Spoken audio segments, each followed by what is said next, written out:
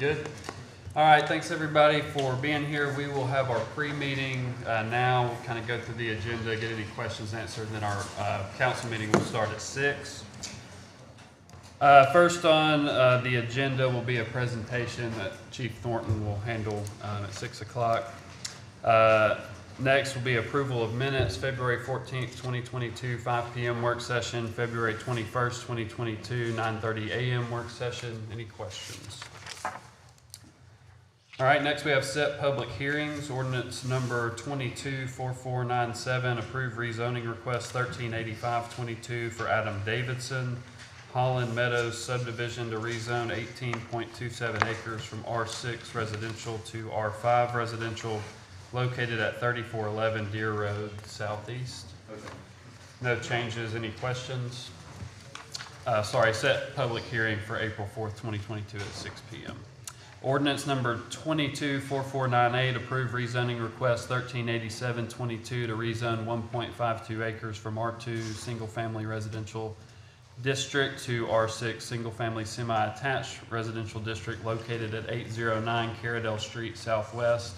Set public hearing for April 4th, 2022 at 6 p.m. Okay. No changes. Any questions? All right, ordinance number 224499, approve pre-zoning request 138422 Villarreal property to pre-zone 14.57 acres to R4 multifamily residential district located at approximately 2900 Upper River Road. Set public hearing for April 4th, 2022 at 6 p.m. No changes. Any questions? All right, ordinance number 224500, approve rezoning request 138622 Morningside Patel to rezone 3.51 acres from B1 to B2, located at 1801 to 1814 11th Street Southeast. Set public hearing for April 4th, 2022 at 6 p.m. No changes. Any questions? All right, public hearings, resolution number 22041, approve request for off-premise beer and wine for Ducon Incorporated, doing business as Mojo's Deli at 3065 Highway 20, Decatur, Alabama 35601. Any questions? Ordinance 224491, approve zoning text amendment 24722 Code of Decatur, sections 25143, 25146, and 25147. regarding home occupations. Public hearing was set February 7th, 2022. Any questions?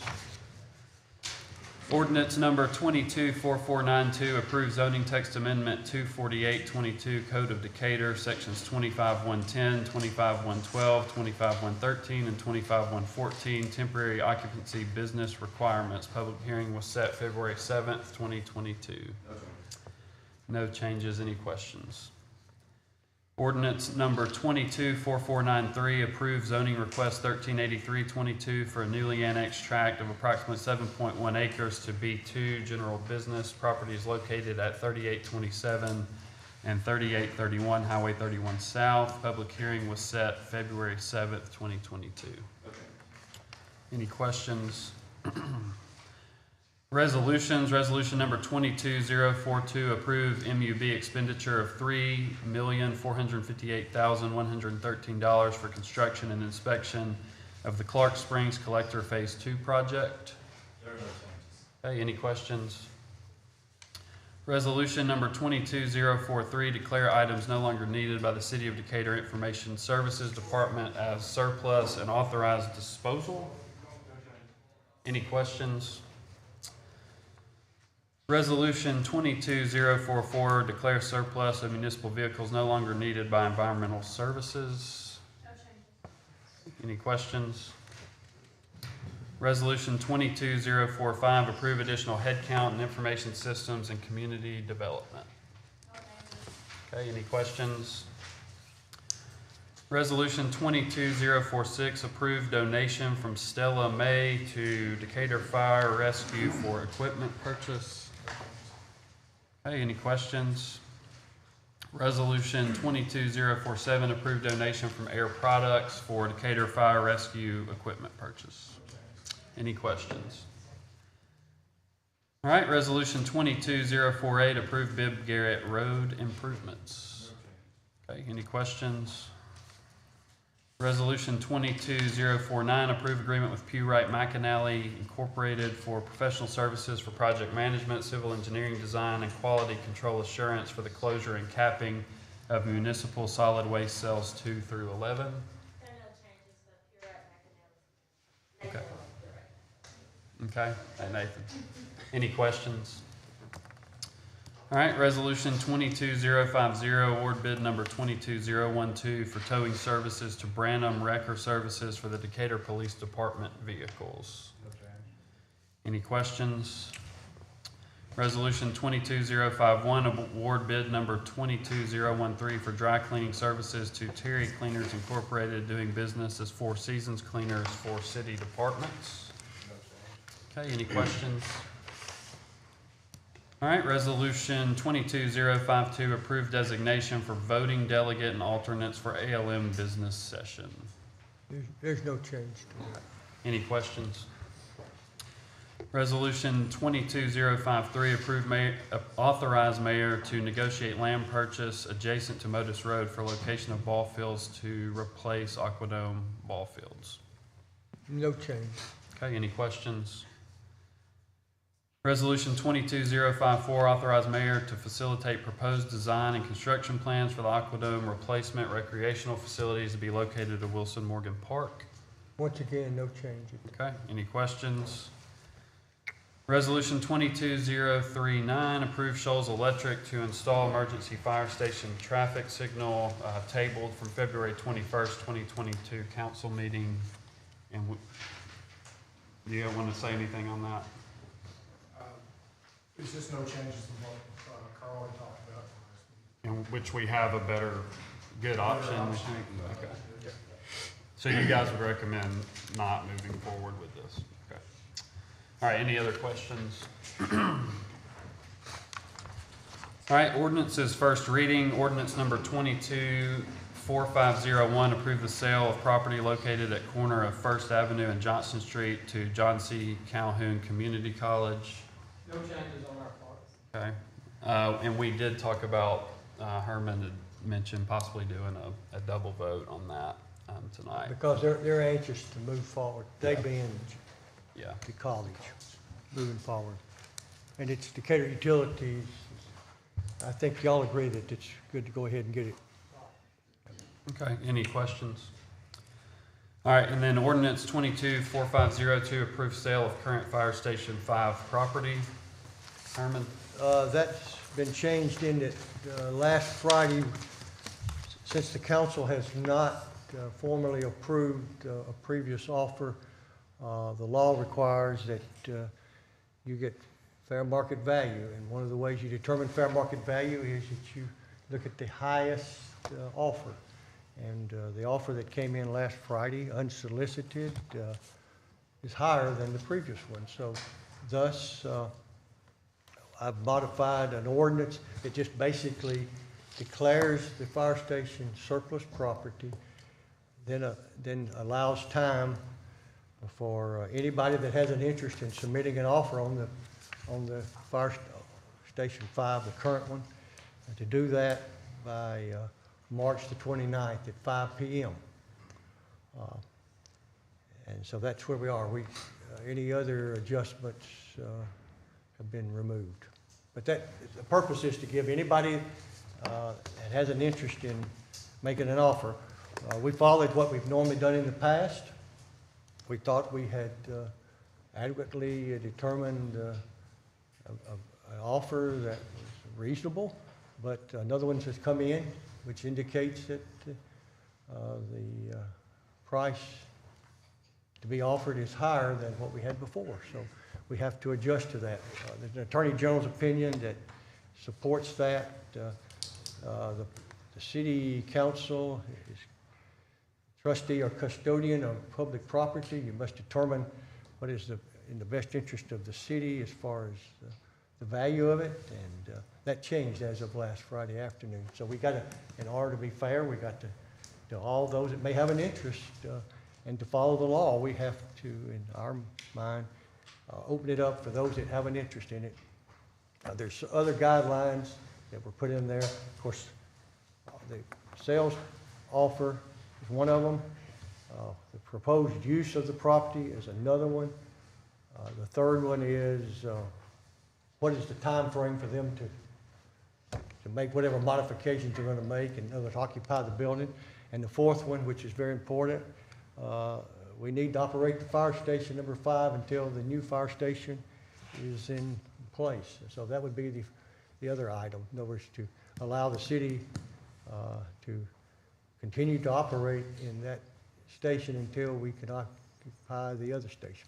And that's the guidelines. And then we also put in the ordinance, the present offer, so people will at least know what the present offer is,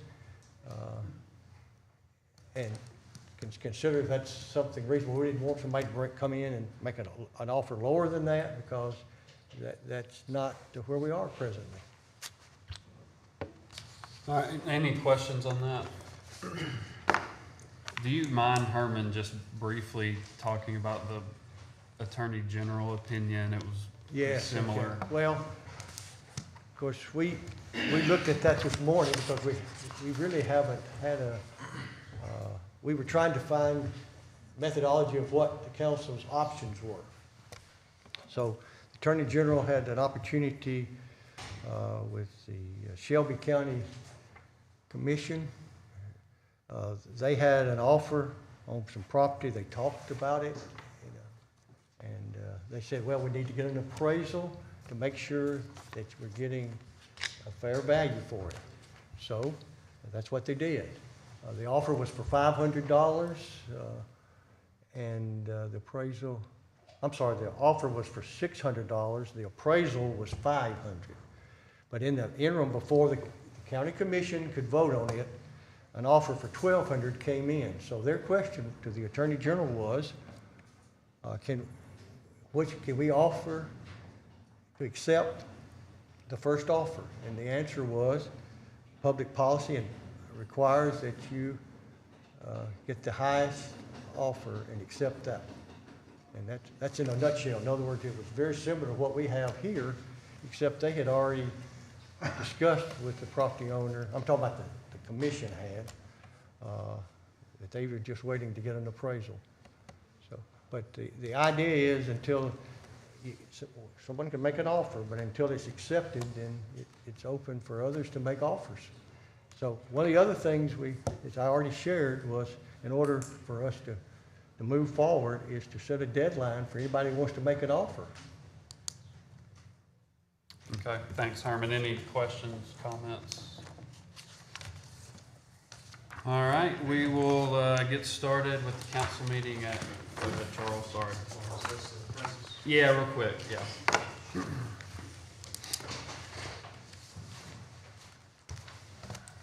So I acquired a written explanation from our low bidder on that bid, and it basically states that due to volatility and some other problems, that delivery times and cost of materials can't be provided until the first or second quarter of 2023. I spoke to the second lowest bidder, and he receives what he referred to as allotments from his suppliers that basically reserves materials for him for a certain time period. And he thinks he can honor his bid price. What about the time frame for? He said he could possibly start in April. The only complicating factor there is we have to submit information to the State Historical Commission, and they may take up to 30 days to respond to us. So the second low bidder was still came in under budget though, didn't it? Yeah, it was like 70,000. well, it was 252,405, and the low bidder is 199. Yeah. So what I can do is I've spoken with the second lowest bidder twice. I can talk with him in the morning, see if we were to rescind that resolution on the 21st and get notice to him on the 22nd of award, what his dates and times could be. Yeah, I think I would support that. I think they've got some serious problems with the roof, as you mentioned last week, but I would be okay with that, because I don't know that the low bidder even knows really what his price of material is gonna be, so.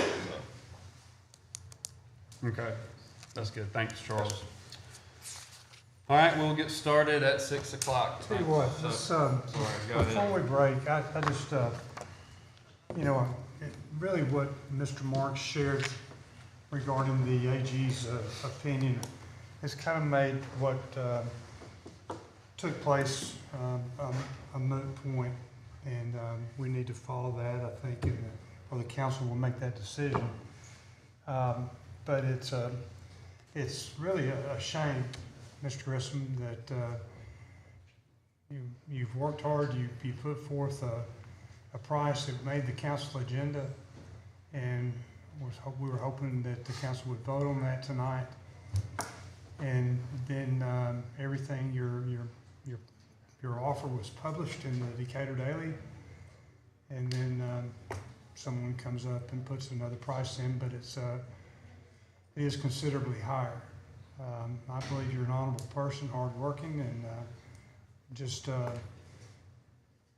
as I started with, I think the AG's opinion is going to make it very difficult for the council to do anything other than what Mr. Marks has directed. But I did want to at least state to you how I feel about the way things took place. Okay. Thank you. Thanks, Mayor. All right, anything else? All right, we'll get started at 6, thanks.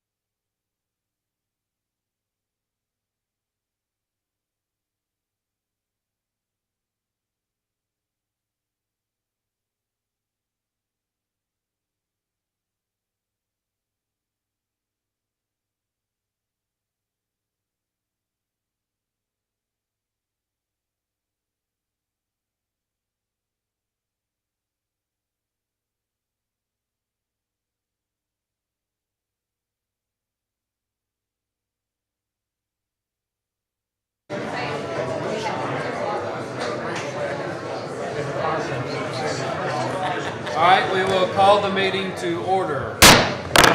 Pastor Gabe Ross with Life Point Church will lead us in our invocation and pledge. Let's pray. Father, we thank you for this day, a day that we know you have allowed us to be here. We ask that you'd be among us in this place, the leaders that you have put in this place to lead this city and this community. Pray for his residents as we gather to talk about the business and the life of this community. You would help everyone have clarity, help everyone seek unity, find wisdom and seek discernment from you to know the best decisions to make to lead this community and this group of people that represent the city at large and communities surrounding us, to help people to live successful lives that would be considered living in unity with one another. And so we ask for that. We pray for that you'd bring to this place and to these minds and these hearts the best path forward to lead our community well. We ask for that in Jesus' name. Amen. Amen. I pledge allegiance to the flag of the United States of America and to the republic for which it stands, one nation, under God, indivisible, with liberty and justice for all. Thank you, Dave. Roll call. Ladner. Here. McMaster. Here. Jackson. Here. Pike. Here. Pepper. Here. All right, first item on the agenda, Chief Thornton has letters of commendation for Decatur Fire and Rescue personnel.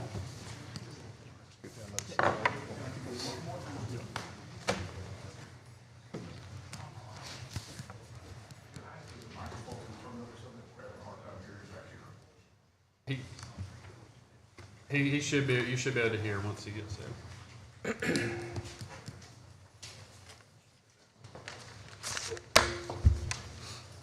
Council, Mayor, I'm Tracy Thornton, Fire Chief of the City of Decatur.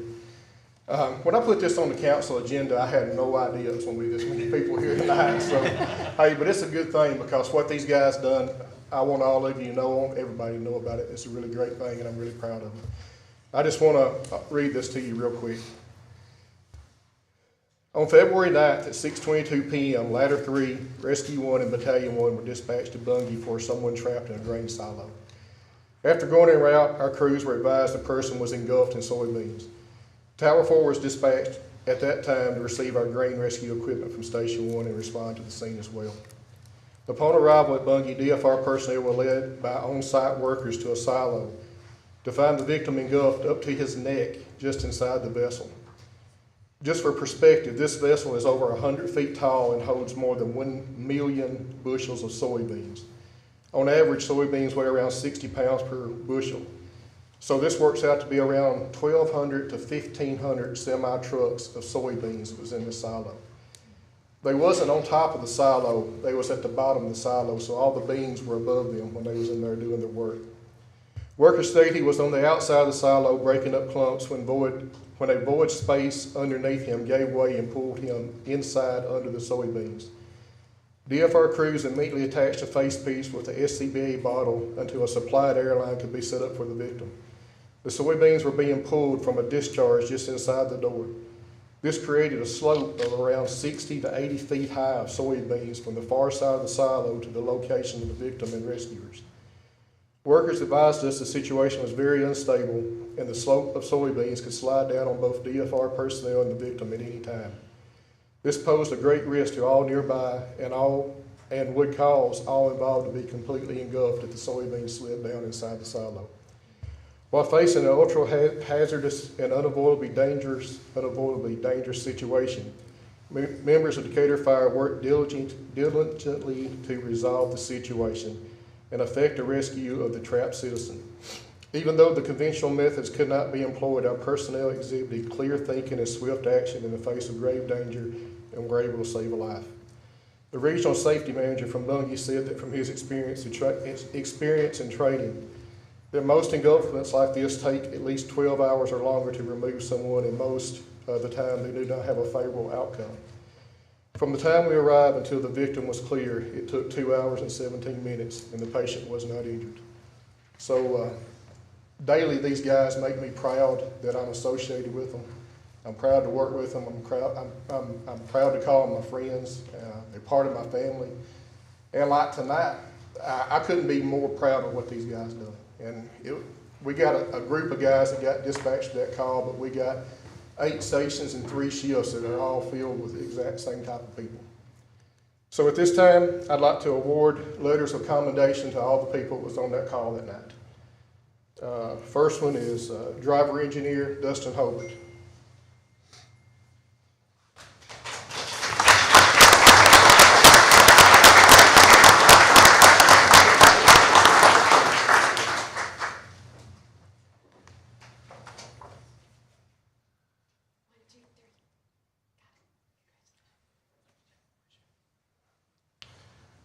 Firefighter Andrew Reed.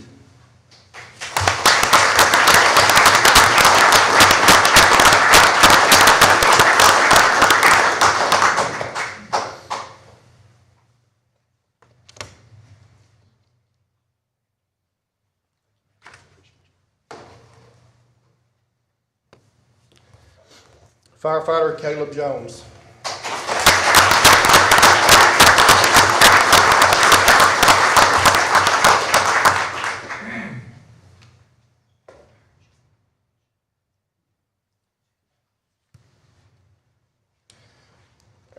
Those were the gentlemen that was on Rescue 1. Engine 3 is driver engineer Alan Moody.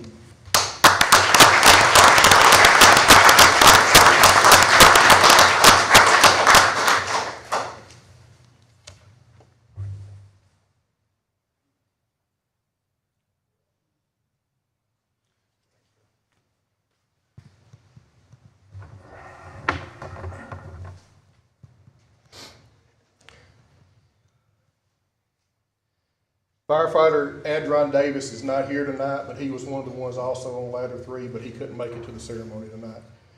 Next is Firefighter Hunter Thorne.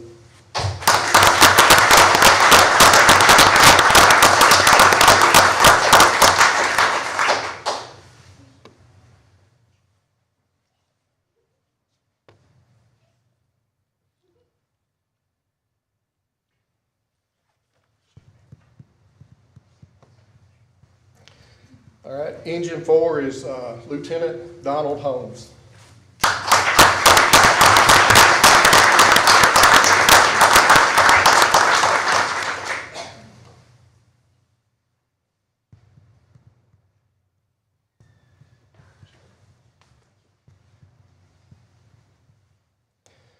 Next is Firefighter Chuck Parham.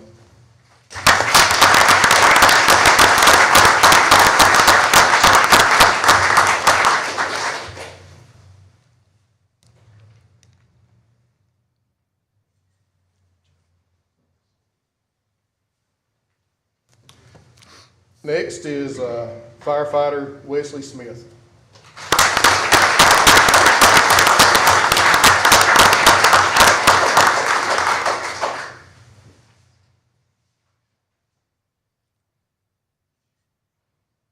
I want to throw this in here. I'm really proud that Wesley is here tonight because he had a real special day yesterday. Wesley got married to the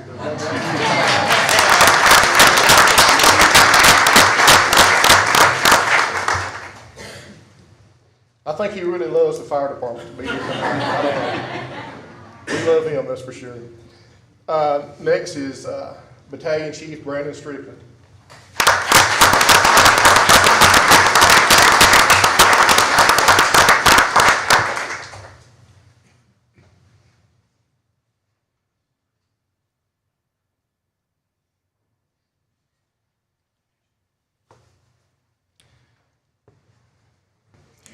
And last but not least is Deputy Chief Ashley England.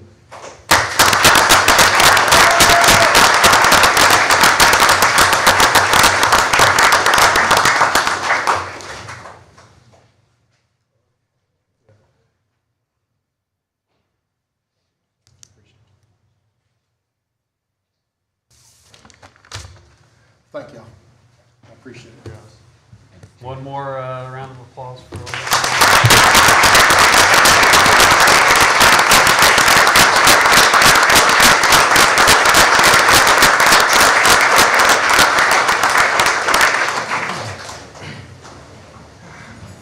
All right, I know we've got some family and folks. We'll give you a second just to leave if you want to.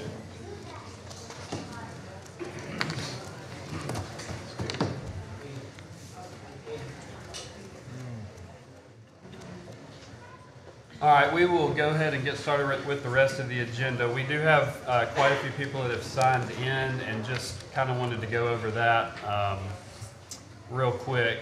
There are a lot of people that signed in to discuss some rezonings that we're setting public hearings for tonight. And Herman, can you kind of explain the way setting a public hearing works and what we would hear and wouldn't hear? Yeah, the purpose of setting a public hearing, or as it relates to zoning, is for all the parties to have a chance to hear each other. We have to advertise it twice in the Decatur Daily, and the purpose as we're going to set it on April the 4th, is for all people to be able to hear what the other has to say.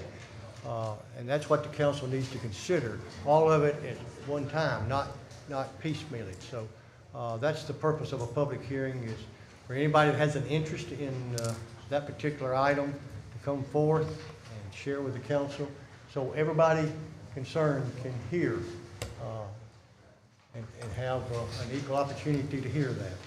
That's the purpose of a public hearing.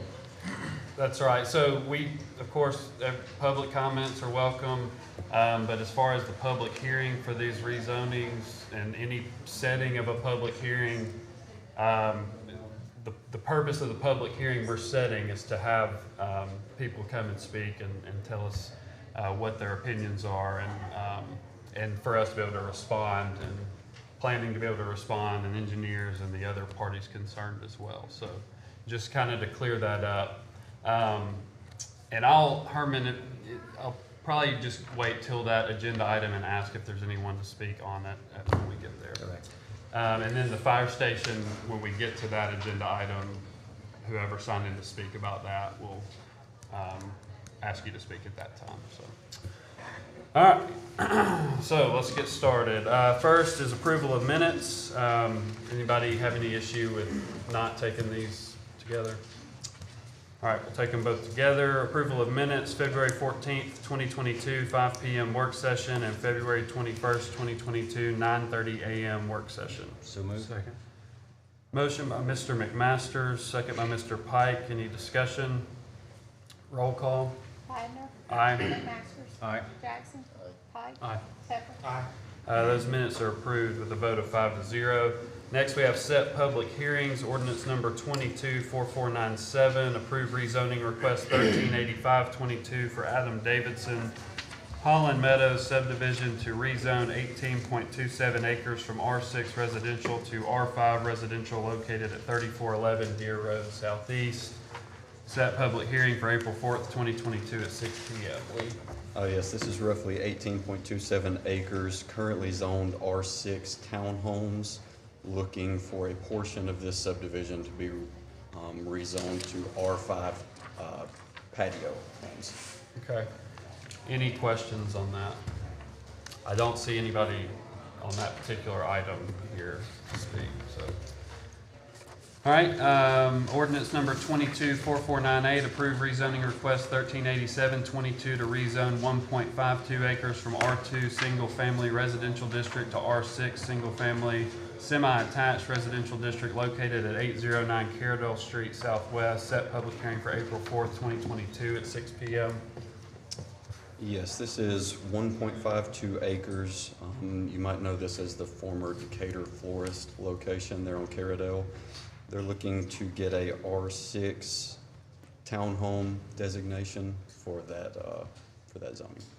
Okay, I do have Andrea Wilson, and your question was around the process. If you can just come to the podium, please. And we'll do 3 minutes for just regular public comment, but just keep in mind the public hearing is set for April 4th. I understand. Thank you very much. Thank you for taking a couple minutes to hear my questions. My questions are about the process.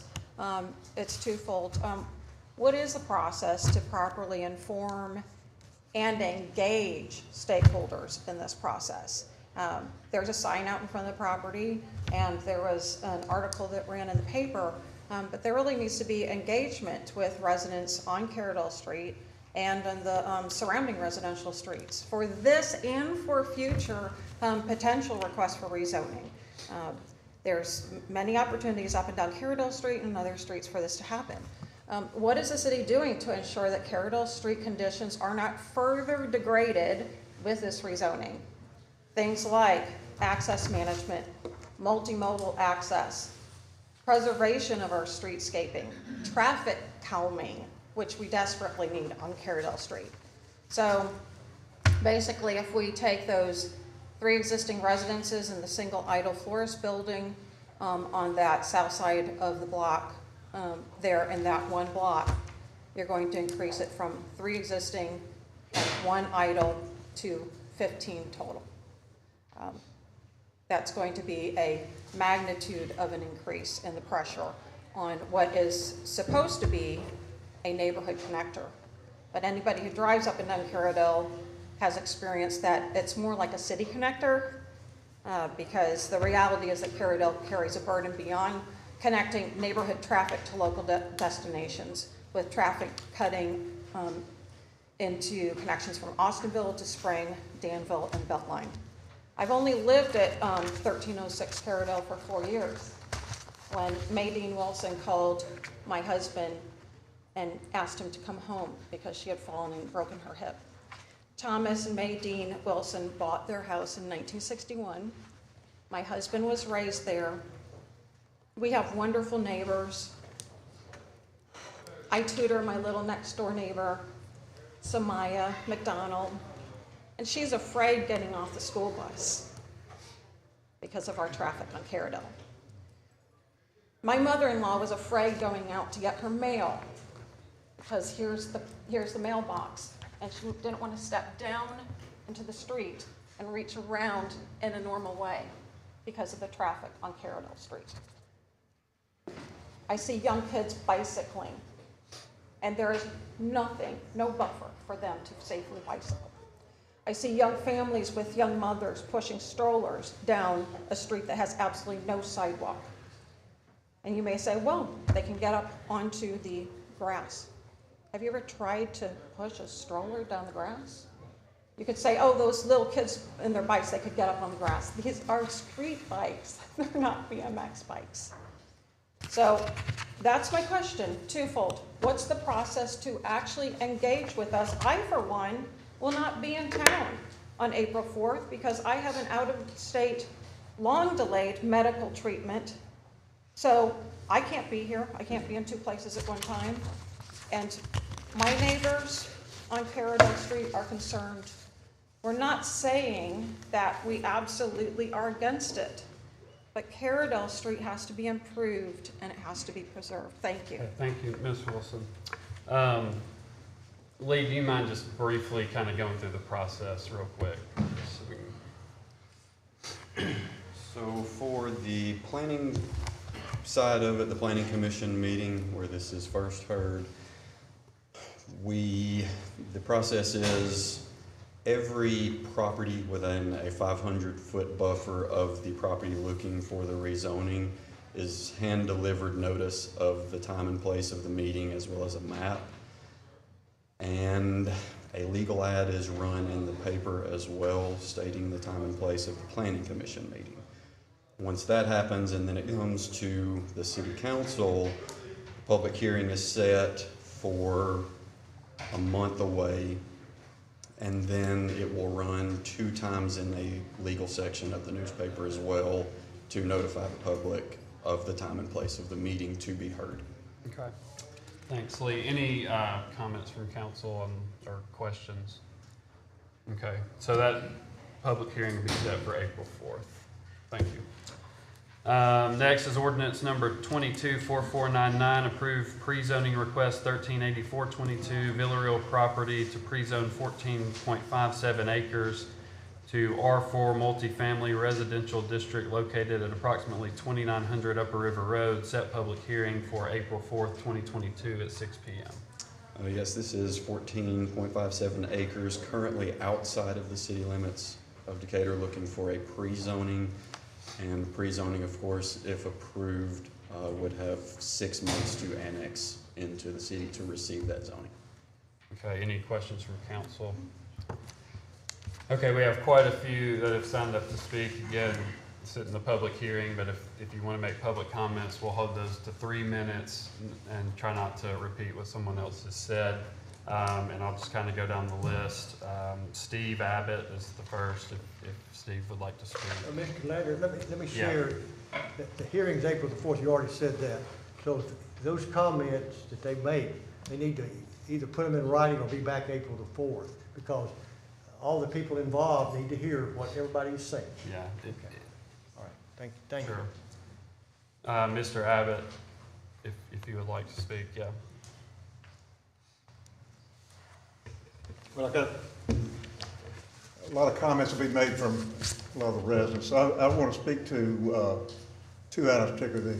The issue on the apartments or multifamily, I think we've stated in our planning commission meeting that it's not very consistent with what we have in the neighborhood already. And the fact that it's outside the city, I fail to understand. I understand the council's responsibility. Each of you have a district to represent. Mr. McMasters, you've got the district that we're talking about. I also understand the collective purpose of the council for the better good of the city. I fail to see how 14.5 acres benefits the entire city, particularly when it's on the outside boundary of the city, being in the county. That's the major issue that I have.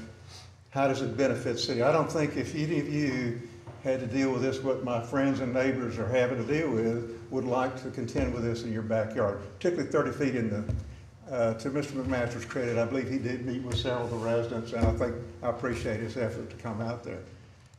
Secondly, I won't belabor that point. It's 455 parking spaces is what I counted on the overview for that subdivision. The second thing is the safety issue.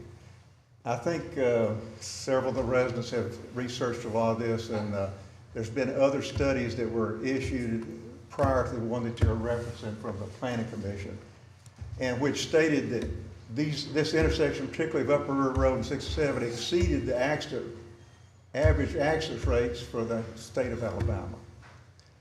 So that was back that many years ago.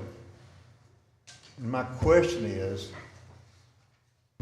this road, Upper River Road, benefits, it's cut through for people in Priceville now. They bypass the interchange. It's not just a slow country store road now. My question is to keep putting off when these intersections are going to be built, when we're going to put a light. I would like to propose a way that would seem reasonable to me. You're proposing selling a fire station, $200,000+. You're proposing trees for a dog park, $50-something thousand. I don't know if that's going to be approved. Okay, so what I'm getting at is that's $250,000 that I can see right there that's not in your budget prior to what you're doing now. If the city would earmark those funds at mid-year, this is coming up, midterm budget review, then you should be able to at least tell these people in this district and the rest of this safety issue is not related to our district alone, it's related to the whole city. So I see this as a more common goal for the council to act on than what our subdivisions talk about. But in the same sense, you've got. If you can make one, finish your point up. Yeah. Let me finish that real quick. Please, thank you.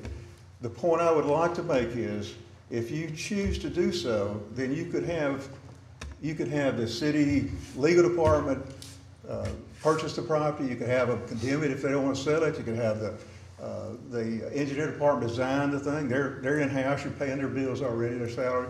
You could also have the city public works department build it, or the county. We're part of the county. The county, Morgan County could do it. Thank you. Mr. Abbott, thank you. And we'll discuss those things at the public hearing we're setting here on April 4th. I would like to touch on the Sure. 67 and Upper River Road. We approved that for engineering and design work in December? We're 30% complete with it now, so the ball's in motion for those improvements. Well, the point about approving it is also bidding it out. The bidding process takes a while. It does. If you do it in-house, you don't have to bid it out. All right. Next on the list is Bob, I think Caspers, I'm sorry. I'm sorry, we gotta hold it to 3 minutes, so if I interrupt, nothing personal. I'm Bob Caspers. I live at 2707 Hunterwood Drive in the affected area of Hickory Hills. I'm going to make 3 things. I'll give you a couple of minutes back. One, we're rushing to judgment. We don't have an engineering site study for the impact of the apartments on the flooding and so forth in the neighborhood. We were told that all the residents in our impacted area of Hickory Hills were notified of this development prior to the pre-zoning hearing. Wrong answer. And the other is, and this is a little bit like Mr. Abbott's piece, we've had indicated improvements and stoplights and straightening out an intersection that we're all aware of for some time, and nothing has happened. Those are safety issues that must be dealt with. Thank you, sir. Thank you, Mr. Caspers. Next, I have, I'm doing my best here, Abe May? Sorry. Mayo, okay.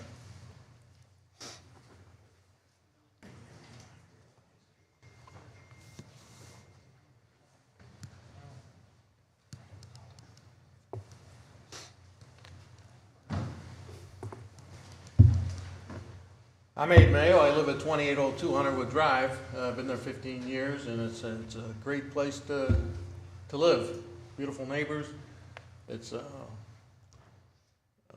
place you can call home, and you hate to see it change, but you have to be open-minded to improvements. But this is not an improvement. Okay. Whenever you get apartments in a neighborhood, you have the potential of the values of the property slipping. There's no way of proving that, but everybody knows that's the likelihood down the road. The major issue is the drainage. And we have Mr. McMaster came out Saturday. I appreciate that. I believe you, Mr. Jackson, were out there too. That's the biggest issue. So I don't, as I've told you, I don't care if you divide that land up and put 4 lots and build $1 million homes, you still got a drainage issue. Okay. That whole subdivision slopes that way, and that just creates a real heartache for for the folks in the area there. So that's my main issue with the whole thing is, and I'm sure that Mr. Villarreal is an honorable person and a great guy, but that's besides the point. I mean, the use of the land is really it's not feasible for much. I mean, I'm no expert, but you can just see it. You're gonna have to build that way up 4 or 5 feet. That water's gonna flow to the east to some of our good neighbors over on Lower River Road, and that church that's over there, City View, that's already been flooded a couple of times. As of about 2 weeks ago, we had 5 inches of rain. Well, that Lower River Road was covered.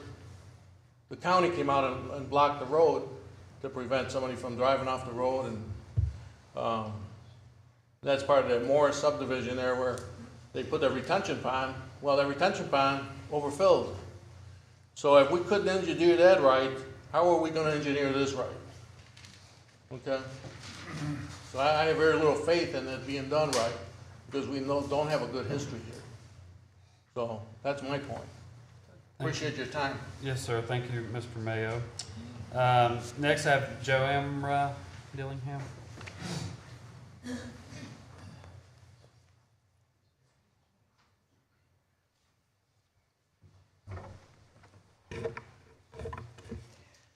My name is Joamra Dillingham. I live at 3130 Hickory Hill Road Southeast in Decatur.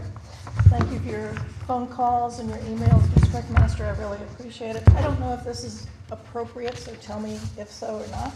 But I have pictures of the area in question as of February the 27th with the flooding. I am not going to be directly affected as the people on Hunterwood are. However, on Hickory Hill Road, we have the S-curve.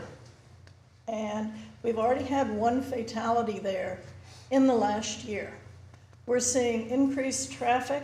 We live on the road that goes to the boat ramp, and between the folks that have their boats, they come tearing down that. Earlier in the week, I was up on Mountain View, which goes through the Hickory Hill area, and I was passed by an 18-wheeler. The 18-wheelers are now beginning to use Mountain View as a cut-through. I know there was a traffic study. It's outdated. It was outdated before it ever started, because folks are using the area to cut through from Priceville. It was bad to begin with, and it's only gotten progressively worse. One of the beauties of the Hickory Hill area is that we are slowly but surely seeing young people buy into it now. And on Mountain View, at the corner of Mountain View and Hickory Hill, we have 3 absolutely beautiful families with young children. I found out recently that historically, there was an accident where a child was hit by a car and almost killed. So there's already a history there. There are a lot of things that need to be considered before you rezone this property and you bring in 175 families, perhaps. That's just way, way too much. And the property is not, it's not meant to have this kind of building on it. I did an IPAC study. We have 7 endangered species of birds that are involved there. You've got 3 endangered species of bats. You have 1 endangered species of a plant, and you have 1 endangered snail. That's what's going on there. And it's a wetlands. I appreciate your listening to me, and Mr. McMasters, thank you again for the conversation back and forth. I appreciate what y'all are doing for our city. I love Decatur. So, thank you very much. Mr. Jackson, thank you, Ms. Dillingham. Next I have, I think Ted Dillingham. See what I can do about being quicker. She was good. I would like to reemphasize the traffic problem. Upper River Road is seriously dangerous right now. The junction with 67 is seriously, seriously dangerous.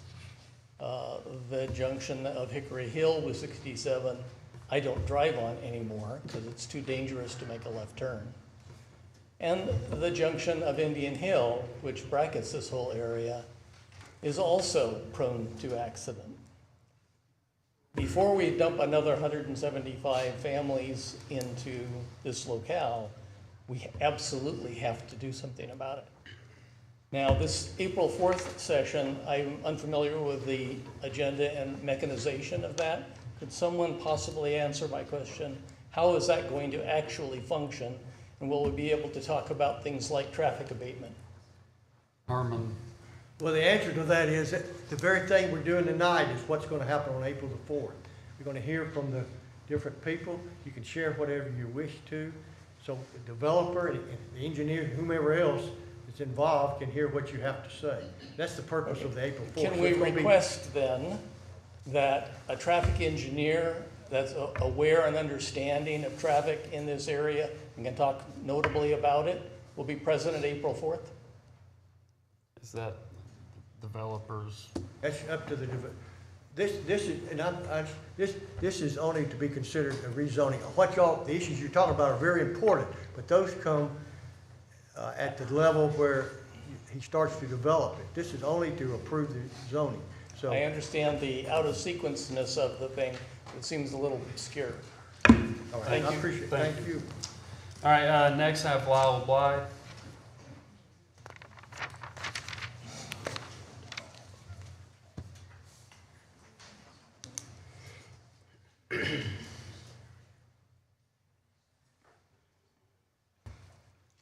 Hello, I'm Lyle Blythe, 3207 Old River Road, and I want to yield my time to Randy Hill.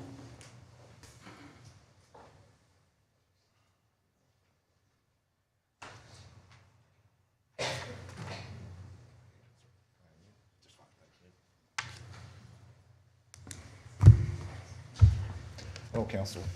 My name is Randy Hill, and I live at 2804 Hunterwood Drive, Decatur, Alabama.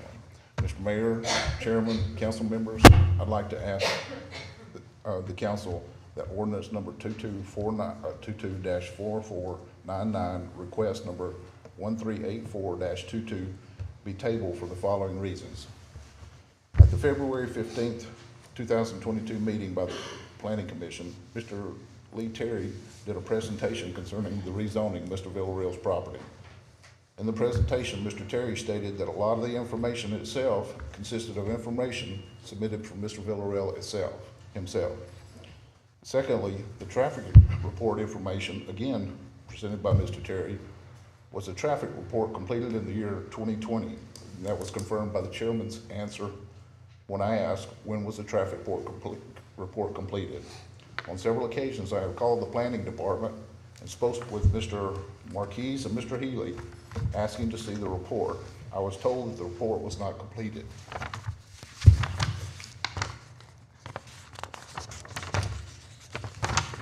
Sorry.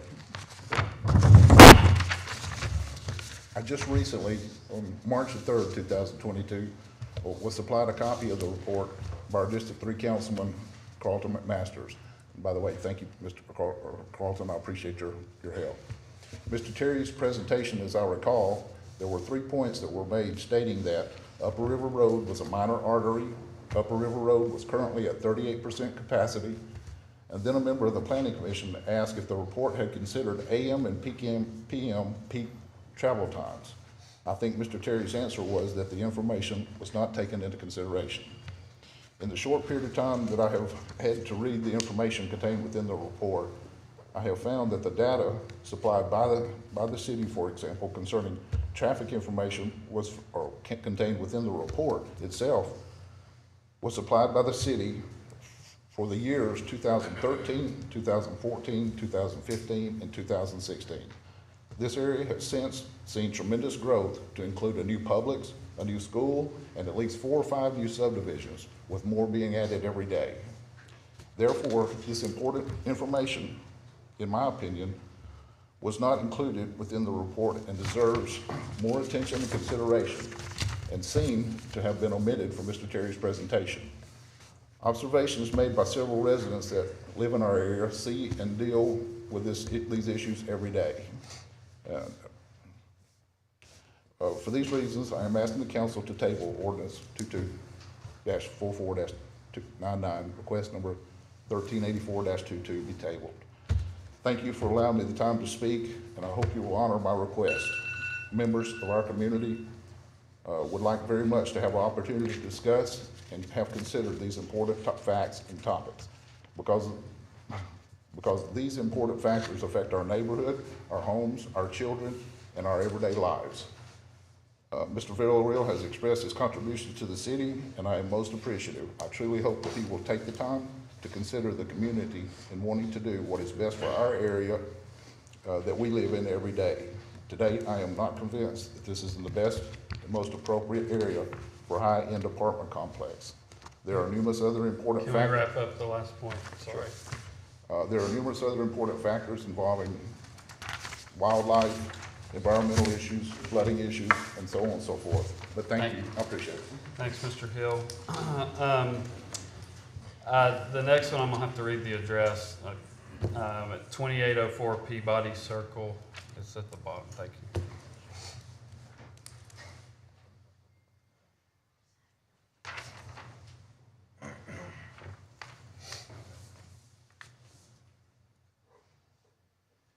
My name is Bob O'Shields. I live at 2804 Peabody Circle. I would like some clarification on a point that was brought up a little bit earlier.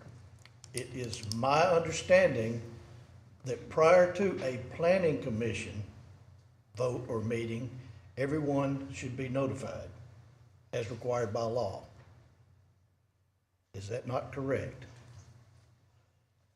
Well, first of all, you'd have to define who everybody is. In this district of Hickory All right, Hills. well, the answer is, state law requires that we publish it in the newspaper, and that they describe, that's an additional thing. We put up a sign, that's an additional item that we do, and we do the, 500 feet circumference, that's an addition. So that's what was required, okay? So you're not required to notify the residents individually? Is that what you're saying? Well, we've answered, it's 500 feet radius. All right, I would like to ask, That's not required, but that's what we do. yeah, okay. I'd like to ask the members of the Hickory Hills neighborhood that are involved in this to stand if you were not notified.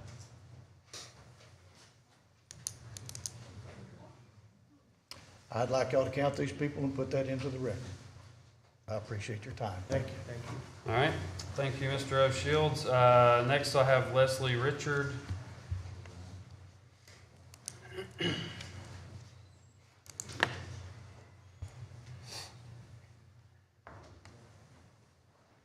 My name is Leslie Richard. I live at 3301 Anthony Circle, Southeast Decatur. I'm a lifelong resident of the city of Decatur. I went to Austin High School. It's not that we don't think high-end apartments would be an asset to the city if they were built in an appropriate area. One of the beauties of our neighborhood is that we are surrounded by the National Wildlife Refuge that is responsible for an abundance of wildlife that we have become accustomed to. We have spacious lots with high-end homes, and it's very common to see deer, foxes, sandhill cranes on our property daily. That's what makes our area special, and we want to protect that ecosystem. Thank you. Thank you, Ms. Richard. Next, Tracy Tubbs, I believe.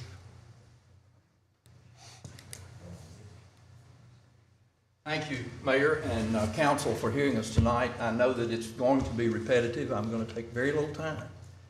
My part is not going to be repetitive, but you're going to hear this again, and I hope you hear it for the next 30 days. I ask that you table tonight the approval of a pre-zoning. I've never heard of that.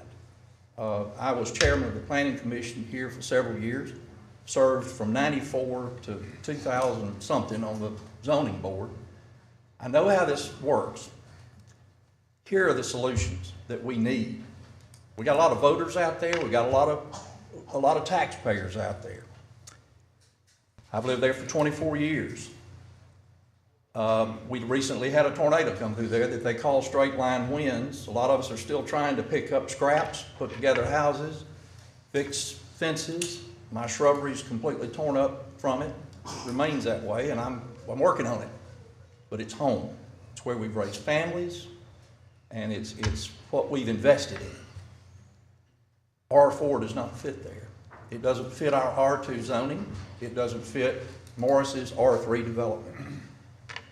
The Planning Commission saw fit to have their minds made up, I think, prior to our presenting anything to them. We need an ADM study. We need a traffic study. We need a site plan study to show that these apartments are feasible on that piece of property, which would include all of the issues mentioned, flooding, traffic, what have you. We really need to know, when you're talking about a 30-foot setback from these folks who live that back up to Hunterwood backs up, when you're talking about 30 feet, what are we? Is this a 30-foot room? This is further than that. More than. Okay, so think about that. A two-story building that backs up to a row of houses and backs up to an established 1960s is when it began subdivision. Big apartment, an Atlanta-style apartment complex. I ask you to keep an open mind, and I ask you to consider what we're saying. If this were in your neighborhood, and some of it has been proposed in your neighborhoods, it would be discontinued. Now, I ask for that kind of attention to this because it is very important. And I appreciate your time, but think, this is not just the latest corridor for commercial growth. This is the city, and a lot of people's homes are affected here. We need to consider safety, and we need to consider these things, and they are very, very important to those of us who've lived there for that long. Thank you very much, and I know you'll do the right thing on this. Thank you, Mr. Tubbs. All right, next, Rodney Gann.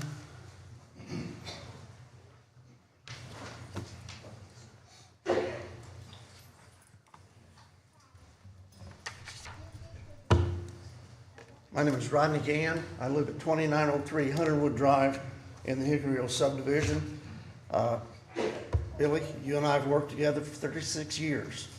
I was the director for the North Alabama EMS agency for 7 years, and one of the directors of NARCOG for over 20 years before I retired, and I'm retired, relieved, and rejoicing, not having to deal with politics. But what we're dealing with here is, it's a safety issue, it's an environmental issue, and it's just really, it's egregious to see what is going on. My son was one that was hit and almost killed. One of the police officers that was here previously, Paul Stackhouse, helped us get him to the hospital in time to save his life. We have down Upper River Road there, that is a 2-lane road, and this morning I drove it, and this was about 6:30, and I drove the speed limit, 40 miles an hour, and I had no less than a dozen cars backed up behind me wanting to get around me so they could get on 67 and hot-foot it into Decatur. It's that way every morning. When we take my son to catch the narcog bus over across the highway, we have a hard time getting out on Mountain View Road across Upper River Road just to get up there and then go down by Indian Hills Road by Publix to get across the highway, 67, where we drop him off to catch a narcog bus. During the time that we've lived there, 36 years, I have seen numerous people killed with accidents. I've even, being in EMS, I've helped cover them up, and you don't want to see a motorcycle that's been hit from behind by a car speeding down 67 by someone that was running late going to church on a Sunday night and slung the people over 100 feet. You don't want to see a body that's torn up like that or covered up, and that's what's going to happen.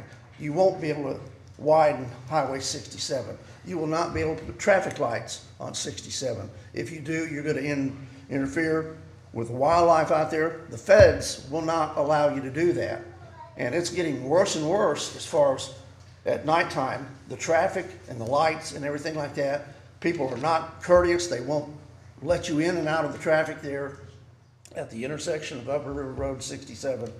And we just really need to rethink this. I've seen the flooding get so bad that the area where these apartments are, I've seen the water get probably as high as 5 and 6 feet in there when it floods. And that's been not long after we first moved there. And then just last year, we had all that rain. And then we had the rain just several weeks ago where they had to block off part of the road. If I have any time, I'd like to yield it to either Randy or Tracy. The 3 minutes just ended, but thank you for your comments. Randy, did you sign in? I'm sorry. Okay, you're next again, but come on, 3 more minutes. I'll try not to. Do I need to reset my name? Remember? Yes, sir, you're good. Okay, again, my name's Randy Hill. I live at 2804 Hunterwood Drive, Decatur, Alabama. I'll try my best not to touch on some issues that have already been brought up. But another issue that has come up quite often amongst a group of us is that all we really have is Mr. Villarreal's pledge that he intends to develop this property with high-end apartments. What's to stop him from, once it's approved to R4, turn around and selling the property, which once it's brought in, annexed into the city, I feel like it'll probably make his property values go up. So what's to stop him, or what assurances do we have that somebody else won't come along and buy it and put something other than high-end apartments there? I'll yield the rest of my time to somebody else. Okay, thank you, Mr. Hill. The next person that signed in is Robert Covey. Cooey. Okay, thank you.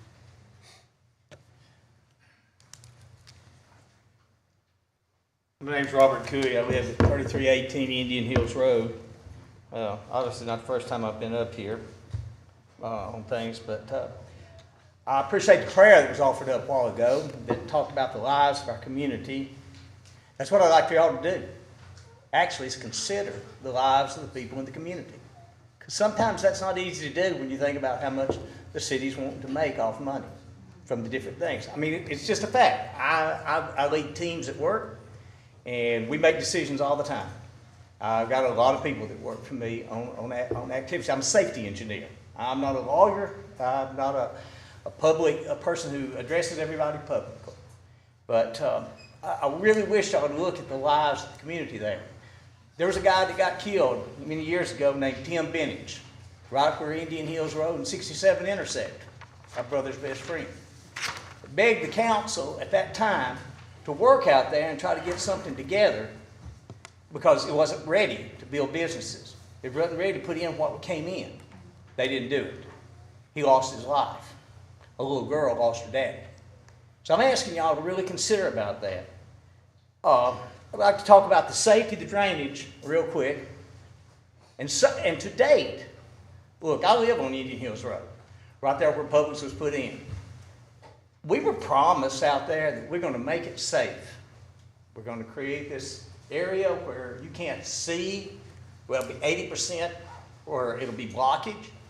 We were promised that we'd keep the speed down, and there's a sign up, 35 miles an hour.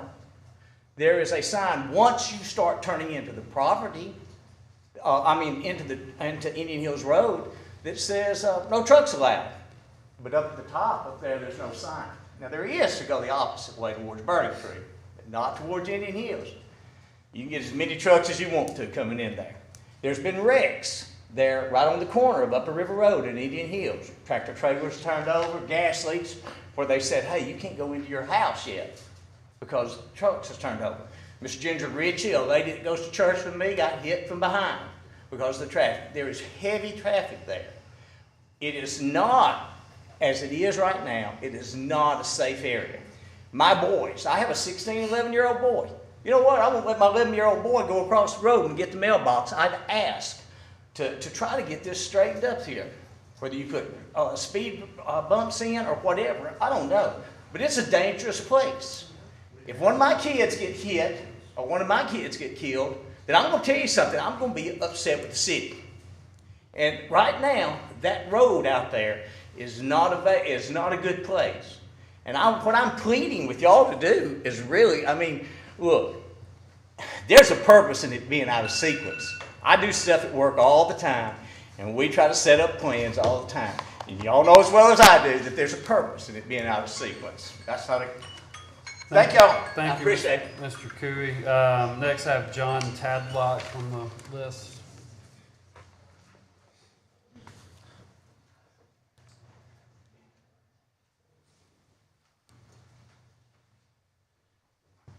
John Tadlock, 3215 Old River Road. I yield my time to Tracy. Mr. Lander, there's no guarantee of 3 minutes. It's each person. It's not, it's. Wait a minute. That's fine. Come talk. That's fine. Go ahead. 3 minutes is fine. I don't want 3 minutes. I want to say one more thing. I apologize if I've come across too direct. But this is our home. This is where we live. And I didn't give my address. It's 2706 Hunterwood Drive, Southeast. The thing I forgot to mention is that the reason I'm requesting that you table this tonight is you didn't advertise it right. We have people that will tell you, and I'm one of them, the sign that was stuck out there originally didn't even have the zoning marker on it as to what it was going to be zoned. It just said this property is going to be rezoned. The sign that you put out there is so small and so far away that you'd have to walk up to it to read it. Now, campaign signs, real estate signs, you need to go to a sign that size if we're going to have a meaningful, and the lady from Caradale earlier made that point well, I thought. You've got to notify people who live in the area. And, we don't have a homeowners association. We do have a garden club because that's the kind of neighborhood we are. Okay? I thank you very much. I appreciate it, but please consider what these good people of Decatur are telling you tonight, because we don't feel like we were heard before. Okay, thank you, Mr. Tubbs. That's the last person I had on the list. Again, the public hearing for this pre-zoning set for April 4th, 2022 at 6 p.m. Any additional comments from council? Questions? All right, next is ordinance number 224500, approve rezoning request 138622 Morningside Patel to rezone 3.51 acres from B1 to B2 located at 1801 through 1814 11th Street Southeast. Set public hearing for April 4th, 2022 at 6 p.m. Let's give everybody a minute. What do you think they need to? I don't see a notebook. I don't see a notebook.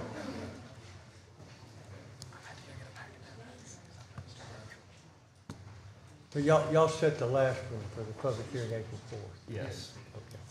Does that mean that tonight it will not be zoned? It's set for April the 4th for a public hearing. It's got to be advertised twice in the newspaper before they can consider it. Can you just briefly explain what pre-zoning means? Pre-zoning means it's zoned prior to it coming into the city. There's a state law that we were made aware of several years ago that allows cities to pre-zone property before it's brought in. But it must be brought in within 6 months of that, or this zoning or pre-zoning is void.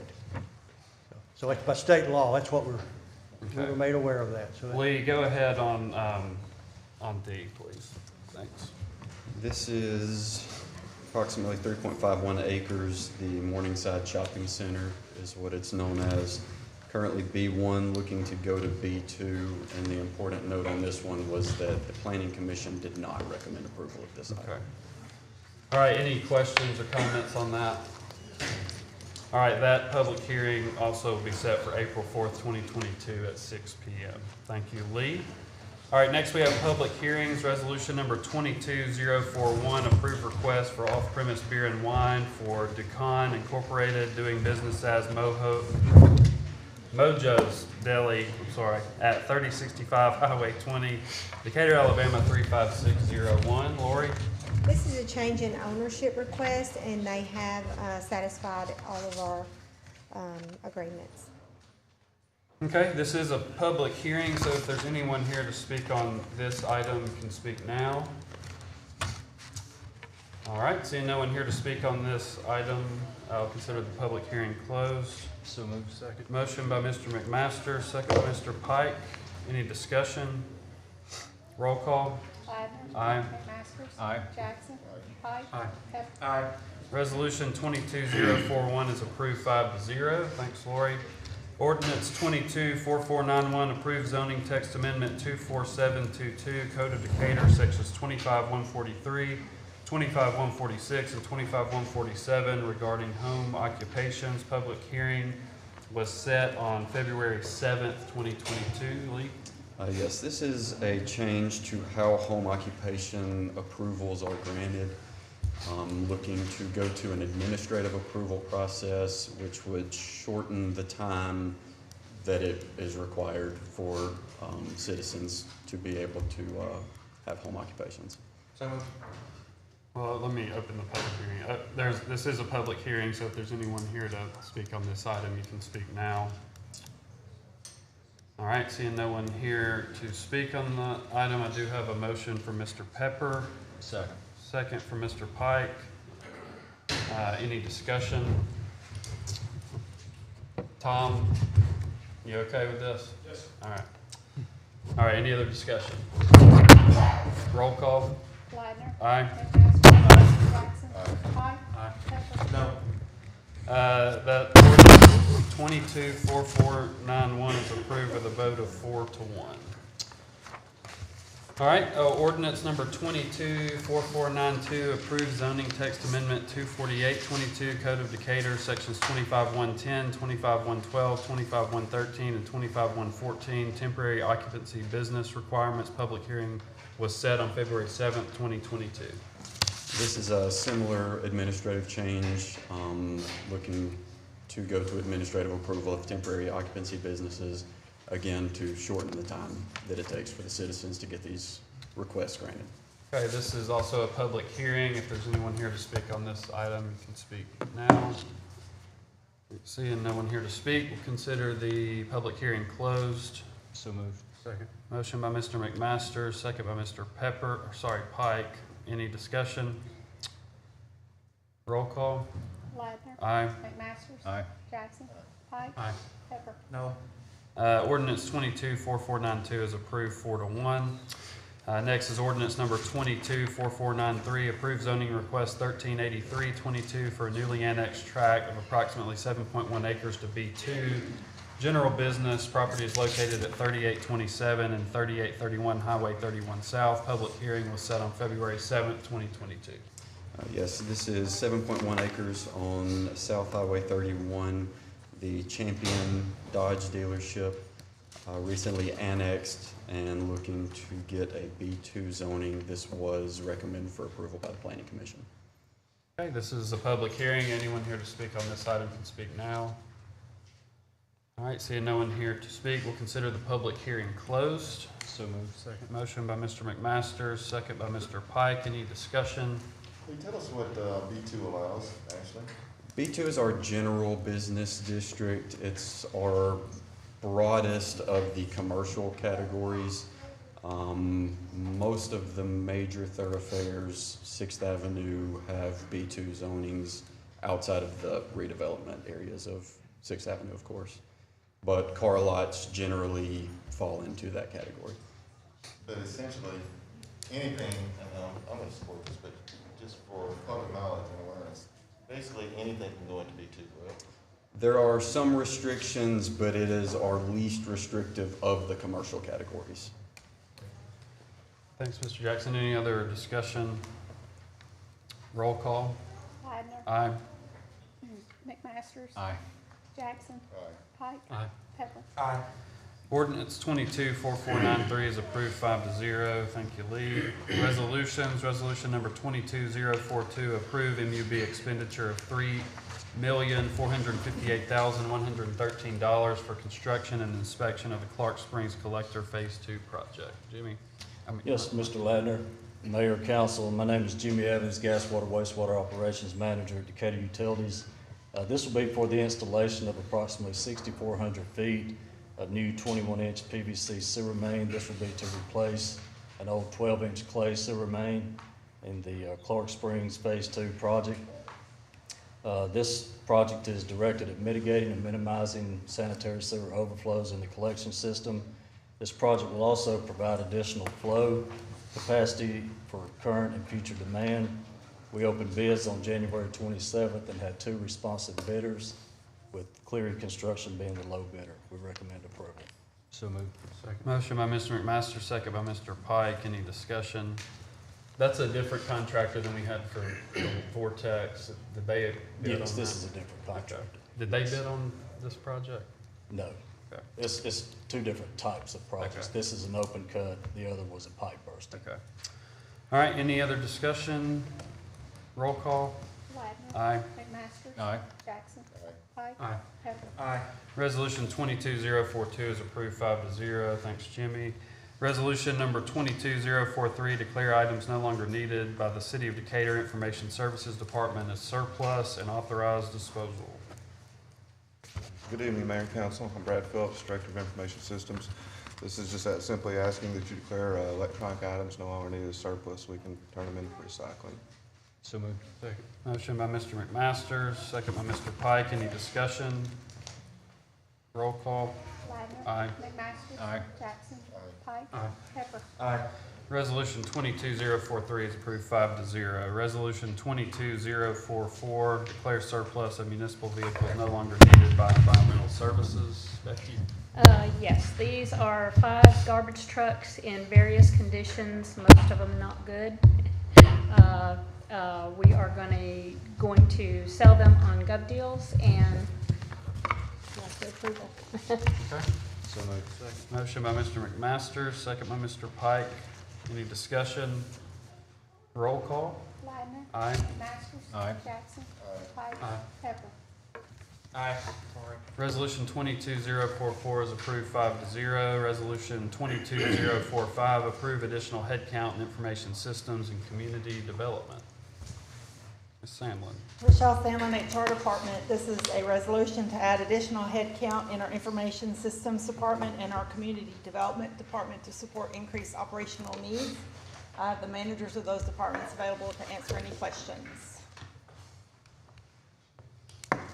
Any questions before? So moved. Motion by Mr. Pepper, Second. Second by Mr. McMasters. Any discussion or questions? Roll call. Ladner. Aye. McMasters. Aye. Jackson. Pike. Aye. Pepper. Aye. Resolution 22045 is approved 5-0. Next is Resolution 22046, approved donation from Stella May to Decatur Fire and Rescue for equipment purchase.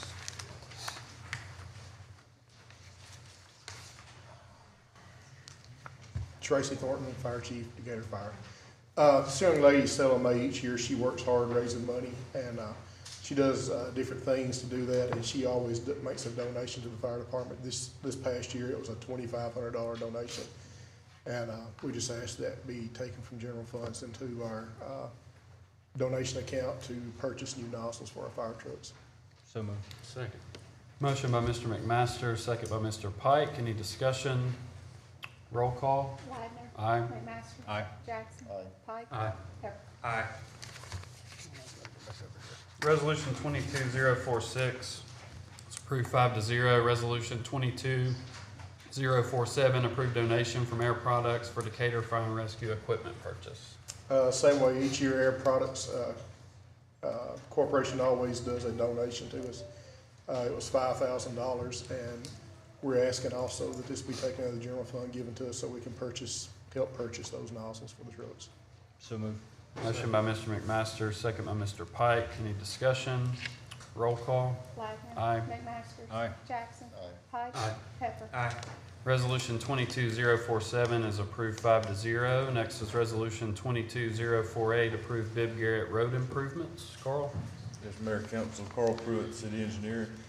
This is for the engineering work to do improvements to Bibb Garrett Road from just north of our current bridge project, north, and then Bibb Garrett curves back to the east all the way to 65. So moved. Second.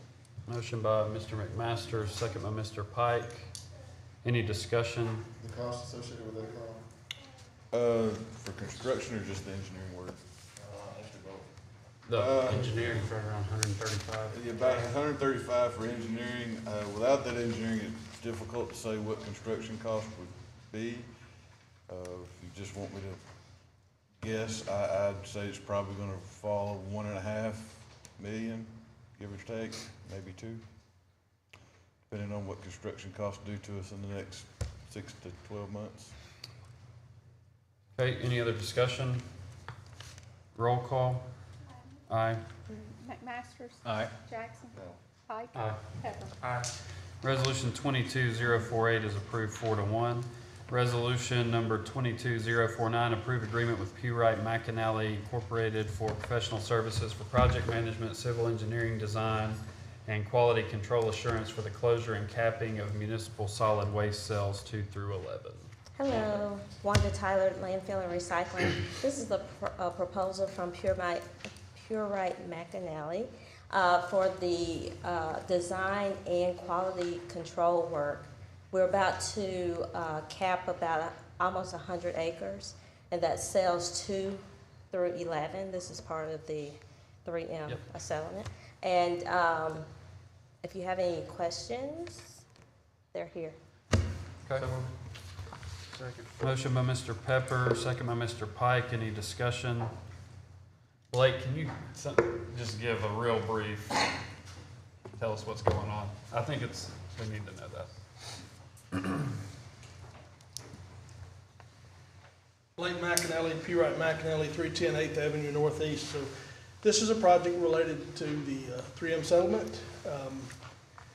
This is the old part of the landfill that was under the previous EPA regulations that does not have a synthetic liner for the top or the bottom, which is how they're constructed now, new ones.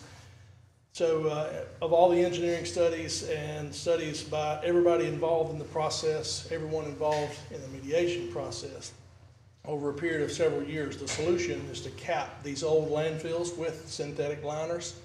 It's multiple liners, multiple buildup, and it is quite a lot of acreage, as Ms. Tyler said. We're looking at a construction project that today's dollars are just under $20 million. And so this process requires study, earthwork study, it requires design, it requires plans to be prepared, they have to go to 8M, they have to be approved by 8M. Once these plans are approved, they'll be able to come back to the city. The project then can be put out for bid, be a public bid for the project.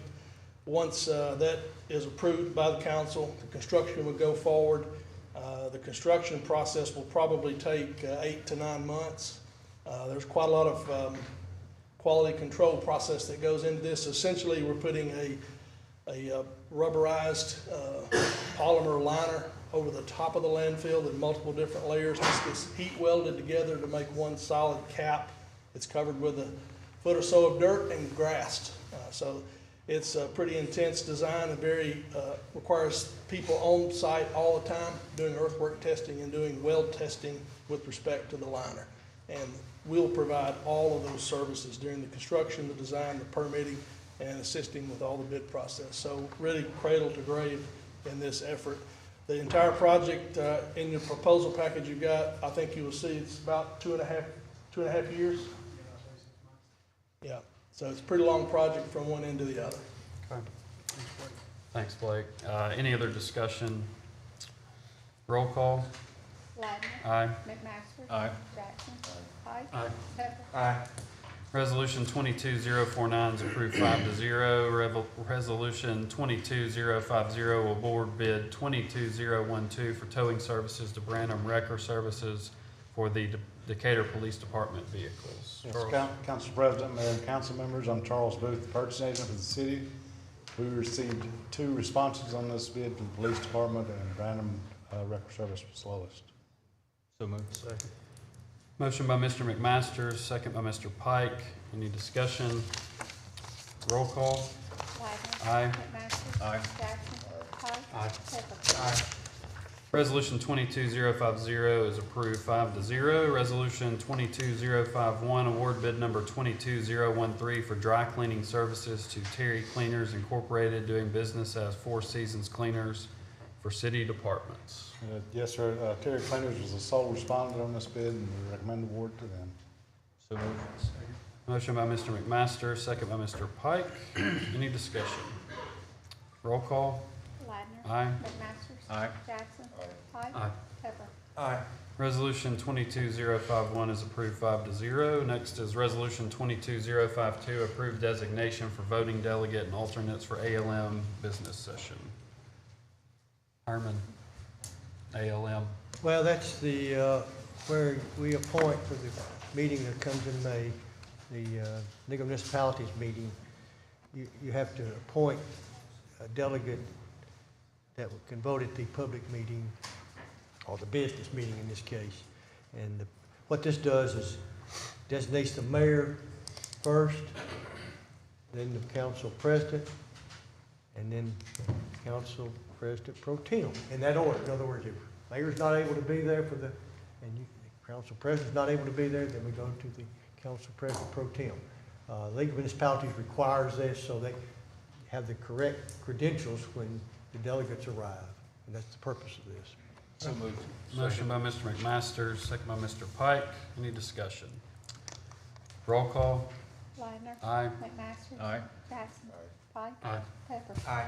Resolution 22052 is approved 5-0. Next is Resolution 22053, authorize mayor to negotiate land purchase adjacent to Modus Road for location of ball fields to replace Aquadome ball fields. That basically just allows the mayor, or authorizes the mayor to go out and negotiate an offer to be brought back to y'all to consider whether you want to accept it or not. And it does exactly what it says here. The purpose is to find property that we can put ball fields on in the area of Modus Road, out and adjacent to Austin High. And it also runs, I believe Bunny Lane is in the back. So moved. Second. Motion by Mr. McMaster, second by Mr. Pike. Any discussion? There's so many facets that are associated with this, but we won't go into all of them. Have we done any kind of studies to show what the cost is gonna be for the Modus Road widening? Because we're gonna have to have that. Carl, do you know of any? I haven't looked at it Last time I was at an MPO meeting, I did talk with Dwayne about that, and it is on the MPO long-range plan, but I don't think we have a cost estimate that I know of. Again, I think with this, we're sort of putting the cart before the horse when we don't know the cost of even widening the road. And again, so many other things that are involved in this, but I think that's one of the basic things that we need to take into consideration, and we're not, so. We need to have a place for our girls to be able to play ball, not have to go from here to there to be able to do what I just said. So we're, once the fields at the Aquadome were closed for girls softball, they've been wondering. I don't know if these ball fields will end up in themselves warranting the widening of Motus Road. Well, I think we're already, with Austin games and Jack Allen Park, we're already at capacity pretty much when we have any sort of event. So this is only gonna add to that. So that's just contributing to what we need to do already. But, and I agree with you, we need ball fields, but I don't know that putting it on one extreme of our city and basically making it, carrying it farther away from three other sections of our city is the right thing to do. I would actually agree that Motus Road actually needs to be widened, whether we put the ball fields here or not. It's kind of a separate issue, so. I think they're the same issue because we're adding more to it. Yeah. I mean, we need to do it, absolutely, but we are adding more to it with this, and we keep piling on to it, and we're still not doing anything. Yeah, it definitely needs to happen regardless of the ball fields. All right, any other discussion? All right, roll call. Ladner. Aye. McMaster. Aye. Jackson. No. Pike. Aye. Pepper. Aye. Resolution 22053 is approved 4-1. Next is Resolution 22054, authorize mayor to facilitate proposed design and construction plans for the Aquadome replacement recreational facilities to be located at Wilson Morgan Park. Mr. Marks. That just allows the mayor to get proposed designs and construction to bring it back to the council for y'all to review and see if it's acceptable. And of course, obviously get prices of what it's going to cost. This is to replace what was at the Aquadome. In fact, it replaces the Aquadome is the purpose, Right. plus whatever else the council and the mayor want to add to the property. So moved. Second.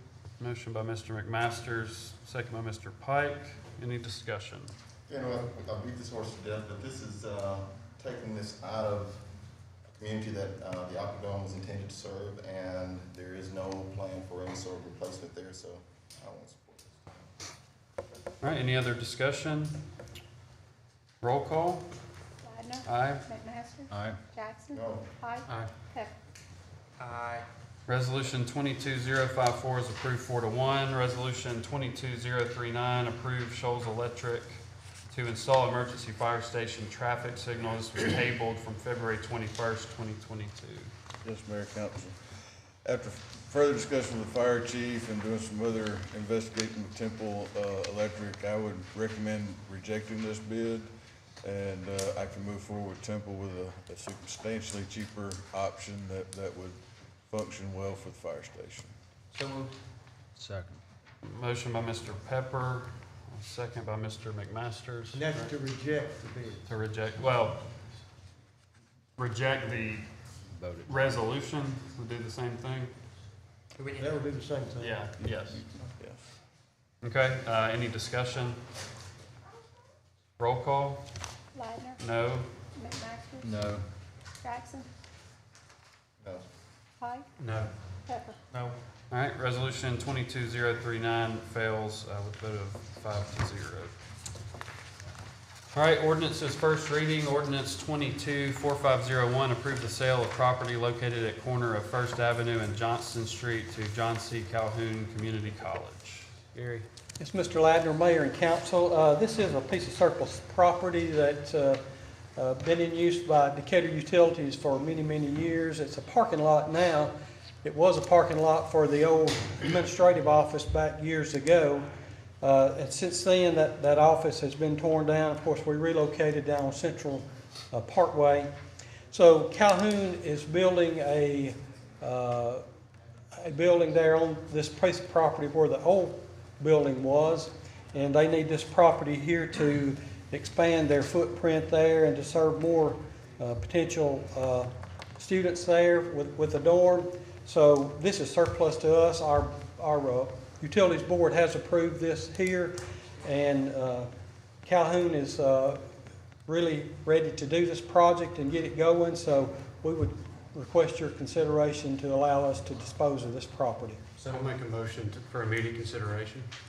Second, Mr. Park. All right, we have a motion for immediate consideration, and a second by Mr. Pike and a second by Mr. McMasters. Any discussion on that? Roll call. Ladner. Aye. McMasters. Aye. Jackson. Pike. Aye. Pepper. Aye. All right, immediate consideration is approved 5-0. Do we have a motion on the ordinance? So moved. Motion by Mr. McMasters, Second. second by Mr. Pike. Any discussion? Roll call. Ladner. Aye. McMasters. Aye. Jackson. Aye. Pike. Aye. Pepper. Aye. Ordinance 22-4501 is approved 5-0. Thank you, Thank Gary. you. Next, we have ordinance 22-4502, approved sale of current Fire Station 5 property. Yeah, we're just asking that you introduce that tonight. But So what it does is, it declares the property surplus. It also provides that the staff is able to receive offers regarding this property up to March the 29th with a minimum bid of $221,500. The reason for that is because that's the highest present offer that we have. This also allows anybody that has an interest in the property to come forth and make an offer. It also sets a deadline, so we don't have to keep getting questions about what's the best offer. Okay.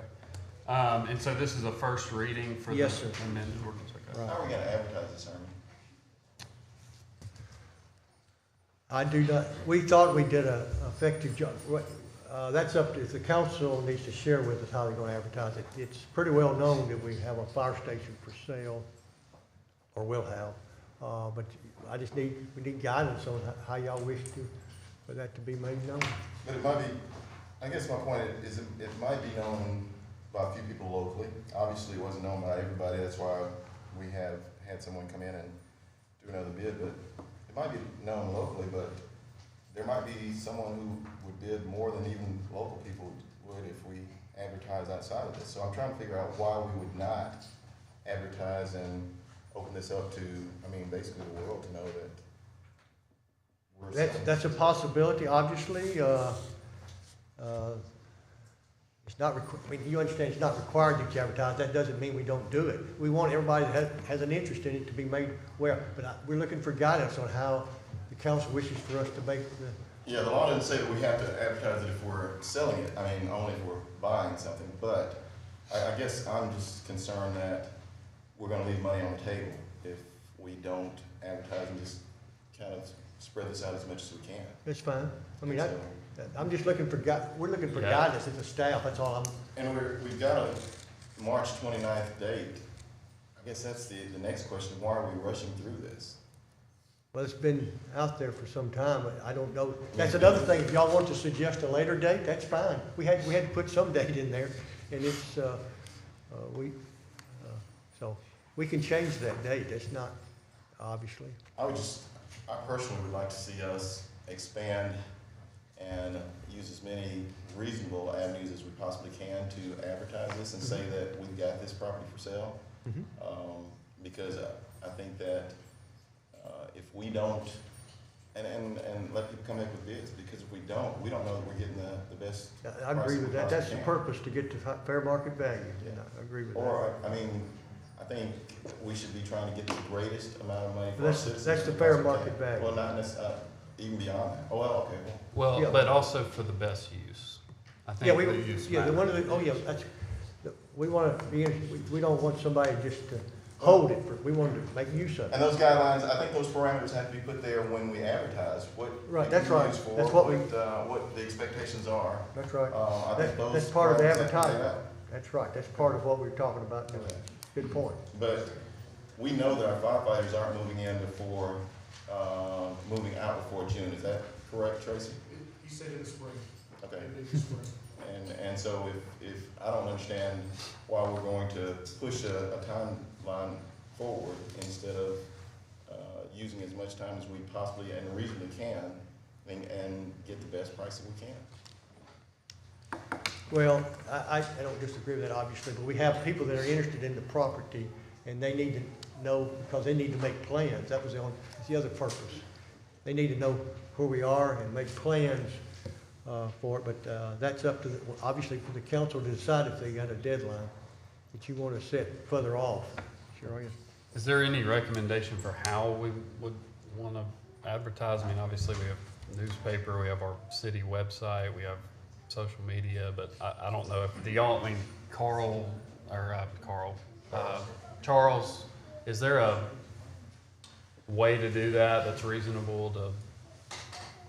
Generally, we use legal ads and also on the city website. Is pretty much all we do. We're not required to advertise really any bids except for construction projects. We could hire an expert to sell it for us, like a realtor.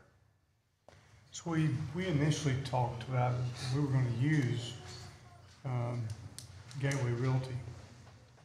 And then we started receiving, offers on the property. And instead of giving up, a commission, we backed off of that.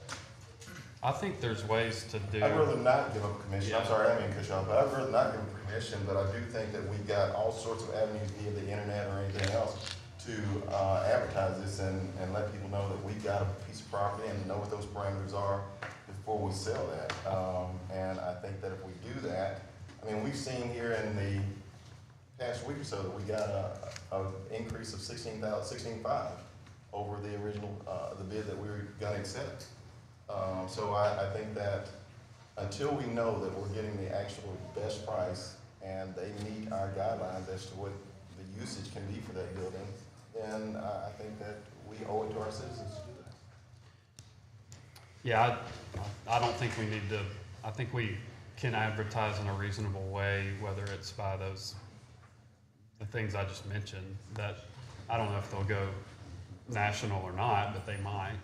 But city website, social media, whatever, just to let people know, I think. And in the daily as well. What about the deadline? I mean, that's up to, we set one, we just, because we thought property owners needed to. I think that time frame is fully acceptable in my opinion.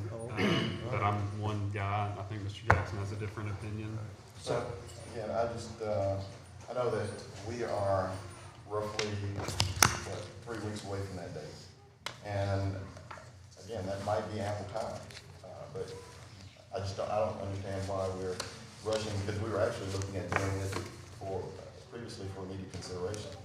So I don't know why we're rushing through the process when the firefighters won't be moving out of that building until at least June. So. Well, it's spring, and we're gonna be in April by the time this is voted on, so, I don't know. How long, I know this is when we're purchasing something, but a bid, how long do we put those out there usually? I try to have it out to the vendors for at least 10 business days, so that the time is not compressed. Yeah. To restrict competition. Okay. And as far as what we need to do to move forward, and we'll get to you guys to speak, but I would be fine with as is. If we amend it, I think it's just being specific on how we want to advertise. And Well, that doesn't have to be, we'll do what, yeah, we can do that. That's not a, and I think that's the goal, is to get the best price for the property. Yeah. So can you help me out, Mr. Marks, if you don't care? I'm not necessarily understanding why we're having to go through the whole process again after we received an offer and we put it on the agenda and we've drugged these people out here today and they were, hoping, even though this is just a set for the first reading, the ordinance first reading, so it means it's gonna have to go another 2 weeks unless we got immediate consideration, but I don't understand why we're having to go through the whole process again, necessarily when we received the two offers. They received an offer first, we put it on the agenda, and we looked at it. I mean, can you help explain to me and the rest of the public sitting in the room why we have to go through this long process? That's a great question. The answer is, until you have an offer, until you have an acceptance, then that can be reconsidered. So why can't we accept this offer? I'm going to get there, best I can. You had an offer, but then, and this is what we said before, the offer is not final until the council accepts it. All right, we had an intervening offer since then, and what the Attorney General has said and what general law is, you as a custodian and trustee for public property need to get the best value you can for the property. And now that you know that there's an offer beyond what we had before, you have the responsibility to consider that offer, and you cannot accept the earlier offer because it's not the highest. It is not fair market value. The purpose is to get the best value for it. And you are a custodian, you're a representative of the general public, you're responsible to get the best value for the property. And the reason we set a deadline is so we'd like to have a final decision for y'all to consider. But there was an intervening offer. And I've kind of tried to compare this in my head. So a few months ago, we sold some property to Rich that was on 2nd Avenue. And it was not for sale. He just came and asked if we could sell that.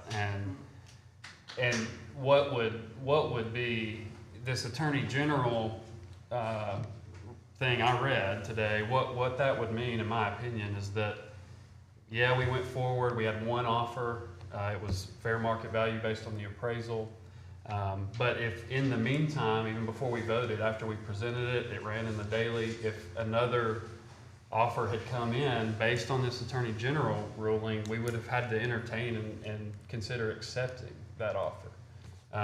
So that's kind of how I've thought about this with other properties we've sold.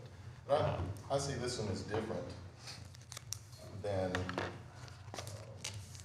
a piece of property that might be a few $1,000s. This is hundreds of thousands of dollars, literally. Well, that one was 72. This is hundreds of thousands of dollars and has potential to be an even greater amount. And again, I do think that based on whatever the appraisal comes in, of course we should not go lower than that, but I do think that we should give this every opportunity to make the maximum amount of dollars that we can for our city.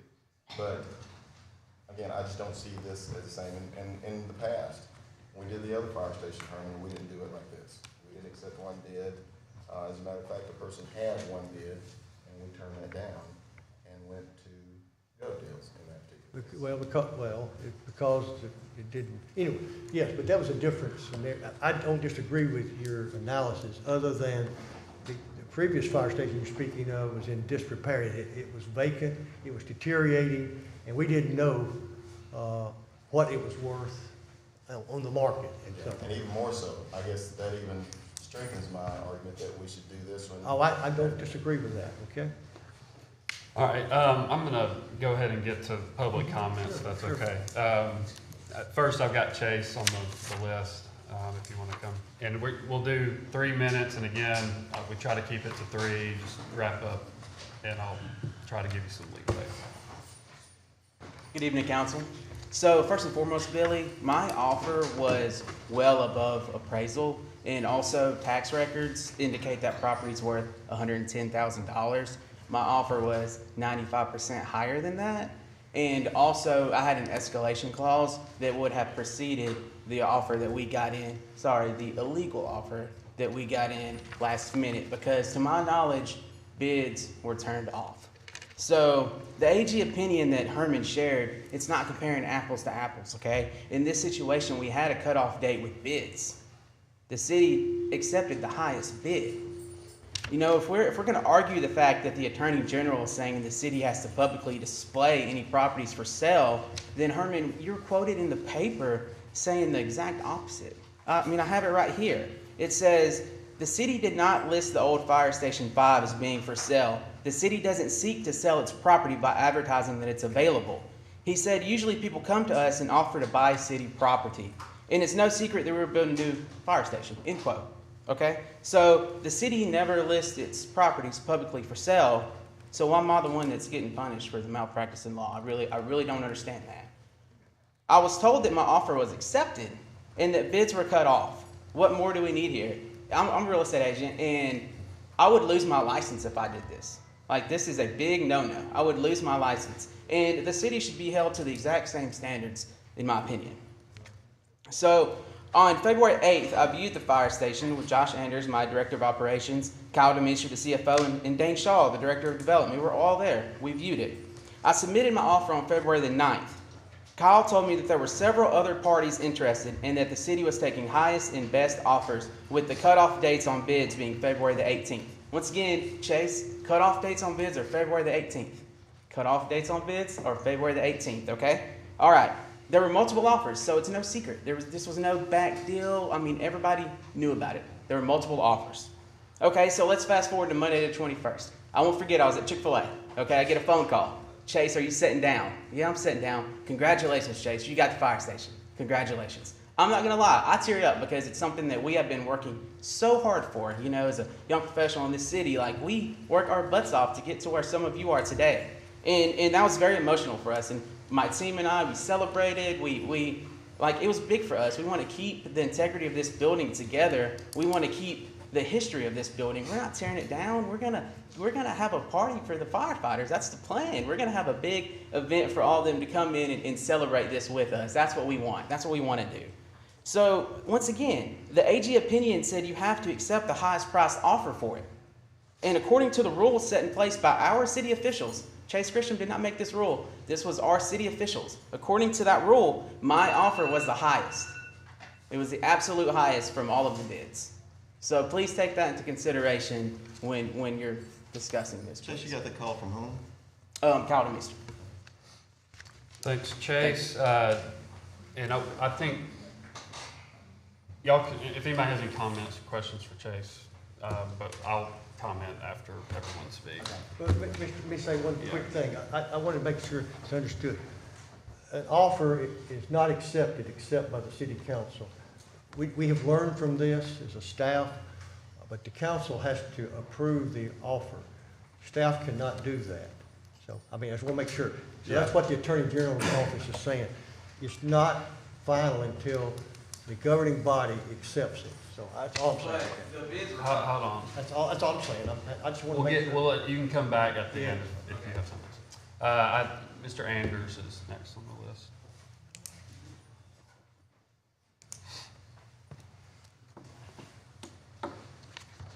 Josh Anders, I'm gonna give my time to Carl Cole. Well, he's signed in, so he can come. Yeah, come on, Mr. Cole. It was cold when I walked in. It's warm in here now. I don't think you have to worry about publicity surrounding this after tonight. It seems like everybody's well aware of what's going on now.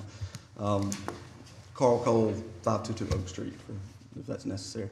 Look, I want to make one thing clear. I'm not sure the council knows this, and I know I did not hear it from Mr. Marks. That Attorney General's opinion is not binding on you. You agree with that, don't you, Herman? It's good. That is correct. It is good. It is good guidance, but it just happens to be correct. And yeah, but it just supports. It's not binding on this council. If this council, but it is good guidance, and it gives us the protection of that opinion. Is what we decide, but you're correct. It's not binding on this council. If this council wants to honor the deal that the city already made with Chase Grisham, you're fully within your authority to do that. That's number one. You've got that authority today, tonight, to move forward. I don't know why this has been treated differently, and I think I understood Herman to say this is the first time we've ever done this. Am I wrong about that? This is our normal practice. This is our normal practice to follow. When we have interest in the property, we allow them to come. They come to us, And that's been our practice. So you've cut off bidding and then reopened it? when Well, no, someone's- the staff did that. Okay, well, staff acting on behalf of the city, right? Well, we did our best, but Okay, I understand you did your best, but what happened here is you opened it up for bidding. You had multiple bids. You had bids that exceeded the appraised value, and what I read in the paper exceeded the fair market value. And as all these realtors in the room know, there's a lot of different ways to establish fair market value. Having these competing bids, it's one way, but you've already established that in the time that the bidding was open. And I guess my question becomes, what happens on March 30th if I decide to come in and raise an offer? because that's the deadline that the council would have established. There was We would already a not deadline. We would not the council has set the deadline, and that makes it final. Okay, so the difference. That's the purpose of doing that. I was not aware of a deadline, just to answer your question, and I think we need to differentiate a little bit between bids and offers. There was no, Herman, jump in and correct me if I'm wrong, there was no opening of bids for this property, at least that I was aware No, there of. was just, it was offered, It we was, brought it the was best offer. unsolicited offers from different people within the community, I But- think multiple. But you had we are clear that there was a cutoff date, I was not aware of a cutoff date. no. but there was one, is what I'm asking. If you, that's. No, I'm asking. That's I'm- what I've I'm been led to telling you- believe. There's no one in this I'm room telling know you, the I'm not answer to aware that. of a cutoff date because there was not a bid process. These were just offers that were given. There was an offer that was higher than the other because of the clause that was mentioned earlier. That one overtook the other, and then that was the highest offer. The correspondence, and if I could have a couple minutes. Yeah, The correspondence that I reviewed indicates that there was a deadline, the deadline ended, Chase Grisham had the highest bid. He was congratulated by multiple people associated with the city in leadership positions on that. You won, all right? Then he goes back and forth with the city attorney and accedes and consents to every revision to the sales contract that the city attorney asked for, including allowing the fire station to continue to operate there for as long as they need to. So we've taken several steps beyond just reaching an agreement, which I don't think anybody disputes, that although the council didn't vote on it, that the city reached an agreement with Chase Grisham. Now, you're the governing authority, and for it to become official, sure, you've got to do it. I don't think anybody's going to dispute that. What I'm telling you today is, you've still got that authority, and you can do it today. You can move on, and you can vote to approve Chase's offer.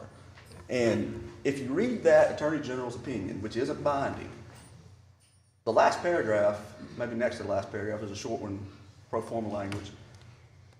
But it simply says, it's public policy. It's good public policy to take, and I don't disagree with that. You want to get the, as Councilman Jackson has elucidated very clearly, you want to get the best bang for the buck.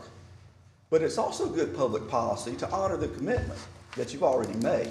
It's also good public policy.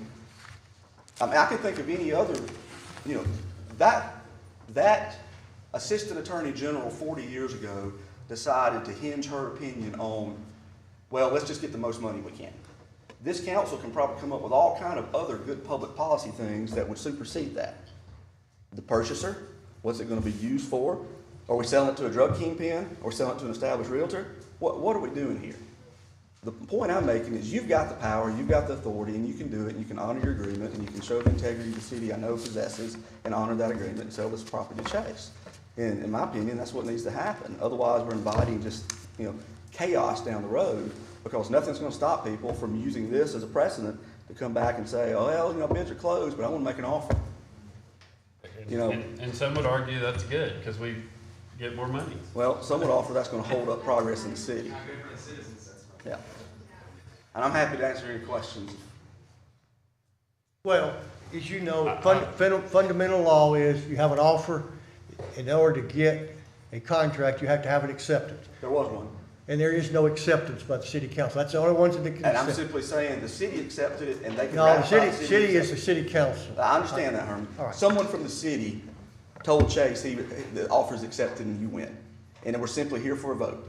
And what you're saying is the item on the agenda immediately before this, I guess I should just run up and get somebody to make a bid on that property, is what I'm hearing.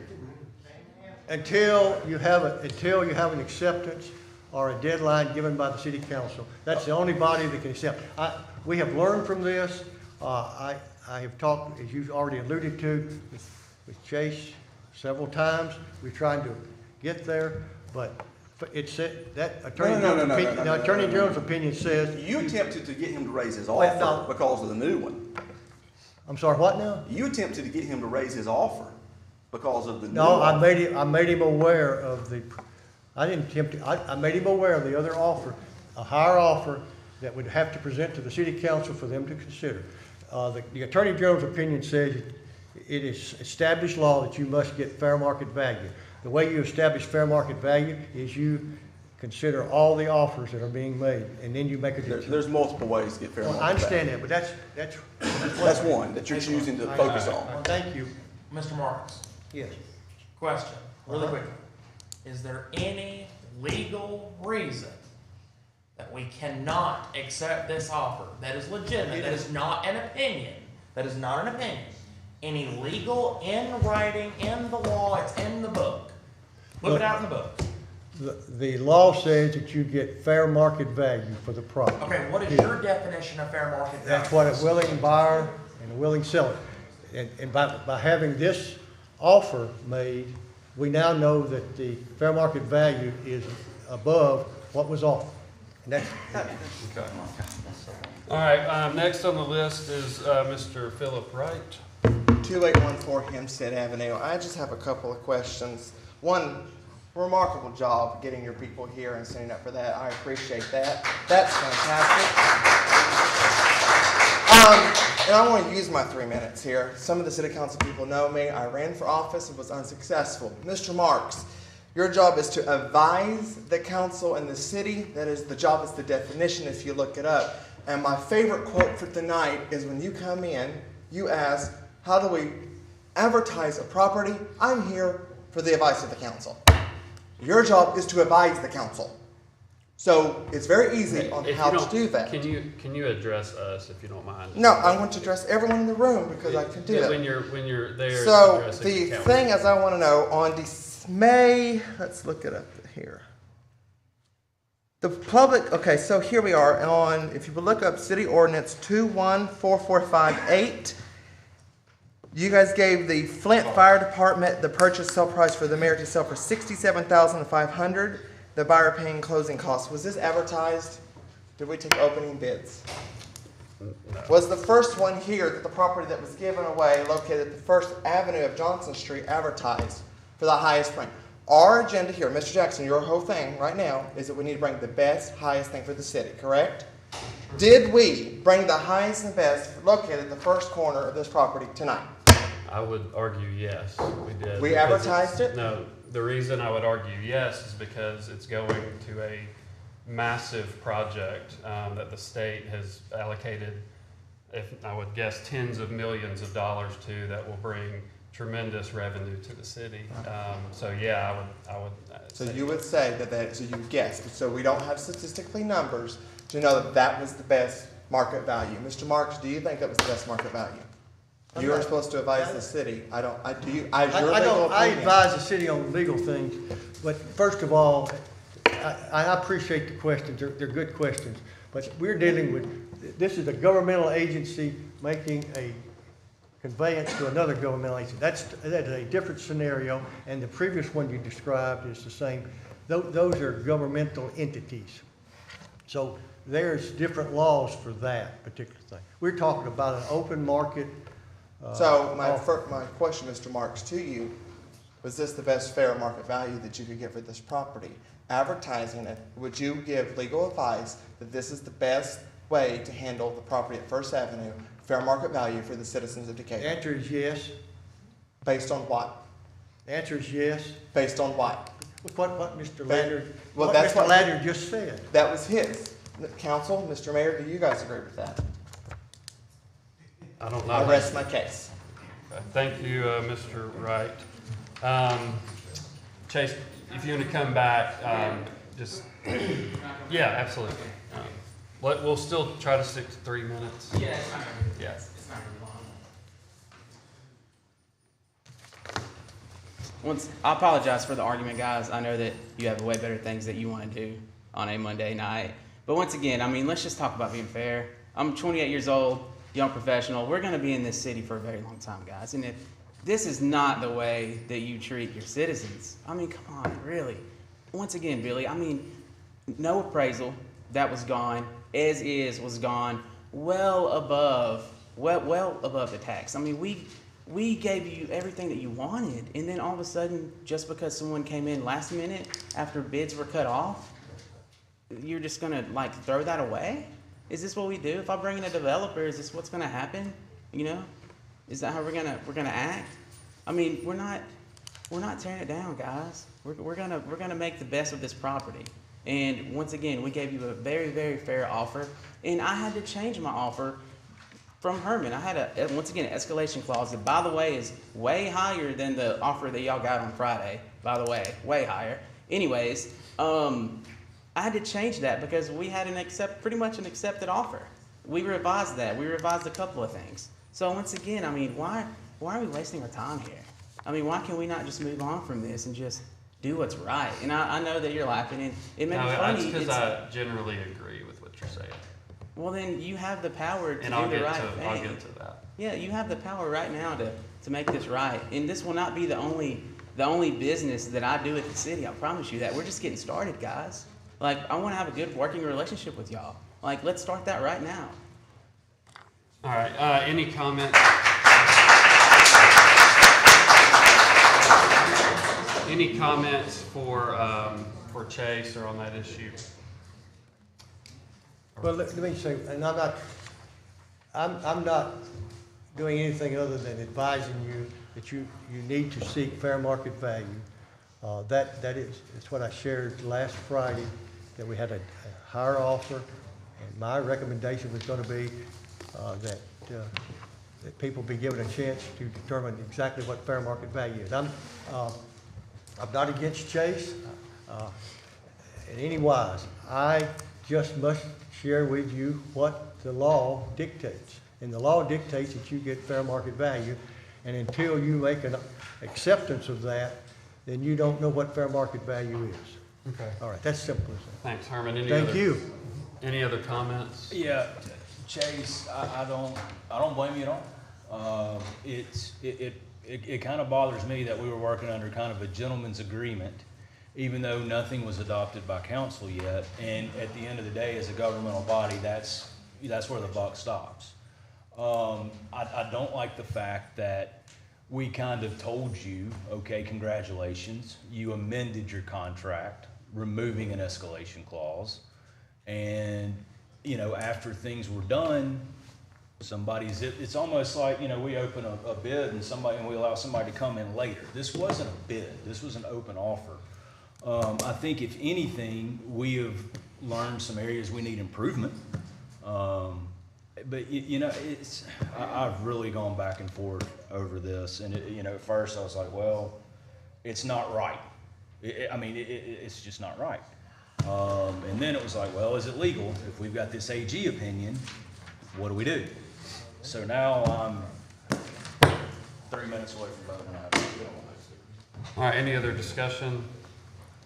Herman, let me ask you, so with that AG opinion, we've got two offers currently on the table. There's been discussion, and this last offer came in, you know, late in the fourth quarter on a Friday afternoon. But it came in before y'all accepted the previous one.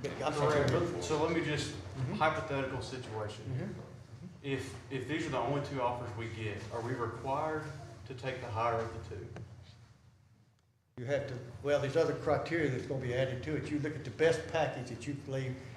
The use of the building. All of that's considered, yes. Do we know what the other party's proposed use of the building was? We didn't go there because we stepped back because we will know that before we bring it back to you. But we do not know that because we didn't want to presume anything other than to bring you an ordinance that declares it surplus and for it to be introduced. I didn't hear an answer to the question, and the answer to the question is no. You're not required to take the high number. You've done it in other items before. We haven't accepted the high bidder or whatever we're calling it. No, you're not required to, Mr. Pike. Okay, any, Well, fair market value is established by an open market, and now we have another offer that's come in to change fair market value. Okay. So the answer is yes. Any Fair other- market value. any other, Really short. real quick, if it's a question. It's not really a question, it's more of an observation. Having done a bunch of bids for the federal government, the term is best value. Yeah. I would be surprised if you're obligated to go with fair market value as opposed to best value. Yeah, which would include your use and whatever. Which includes the reputation. Sure, and I would, just kind of, any other comments? My thought on this is, I felt like until earlier today, and Mr. Cole's right, we could get all the advice, legal advice we want on any topic, and we can vote however we want to vote. It's just sitting in this seat that whether it's right, whether it opens you up to liability, whether it does a lot of things, we can vote how we want to vote. And that's why we have city attorneys and we have opinions from the attorney generals that help us with guidance. But I felt like we went down a road of exactly what Chase did. We got a couple of offers. It was competitive. They were all above the appraised value, and he won that. And he, as far as having the highest bid at that time, we had it on the agenda. It gets printed in the Decatur Daily, exactly what his offer was, which gives competitors, or I don't know if we want to call competitors, but others, an opportunity to come in with a higher price, which that's different than a bid process. Typically, bids would be not known, so you don't know what your competitor that you're going against would have. And I was perfectly willing to move down that road with Chase, and I still think it was the right thing to do. Now, the Attorney General's opinion, we don't, again, we can vote however we want to vote, no matter what the issue is. We get advice from our attorney and others, but it was almost the exact same scenario. It was, they had accepted an offer, it was above appraised value. It was, they had accepted it, then in between, because they had to get an appraisal, there was a long time spent, and another bidder came in at the last second, and the Attorney General recommended that they honor the higher bid. And, I think that, I hate that. I wish I would have never gotten that today. Do we have an appraisal? Because there was one in my packets earlier when we reviewed it at the work session last week. I just got it today, but I'm sharing with you. So when we were. You said you had a We had an appraisal. I'm sorry, I misunderstood what you said. Do we have an appraisal? Because there wasn't. No, there's no appraisal because when you have a bid or an offer, the appraiser views that as their property rights. And I shared it before and I'll share it again. And there's no doubt Mr. Grissom's offer is above appraised value, and so is the other one. We actually paid for the appraisal Yes, sir. with public funds. Yes, sir. But it's not in the best interest of the city when you've got offers coming in to share Well, that. I guess my concern was that when we reviewed it last week, and I shared this with you, when we reviewed it last week, at that particular point, I didn't have an appraisal. I didn't have those things with me. But I shared with you that if we had asked for immediate consideration, my intent was not to block immediate consideration at that particular time. That's right. But that I would not support it because I felt like we did not bid it as Okay. best we could. Understand. We did not do a bid process when we were dealing with something that's hundreds of thousands of dollars. I agree. That I did not know what the actual value of the property was, and I'm still at that particular point because I don't. Well, and I agree, that's the reason we want to find That's out right. the true value, okay? Or any other discussion from council? I say we find a way to accept Chase's offer. Well, so Herman, the discussion is, there's no vote, but we would either move forward with it as written on today's agenda or amend that, correct, or table. Right, what you're doing tonight is introducing that ordinance. I'd like to make a motion for immediate consideration. Okay, we have a motion for immediate consideration. on ordinance 22-4502. Is there a second?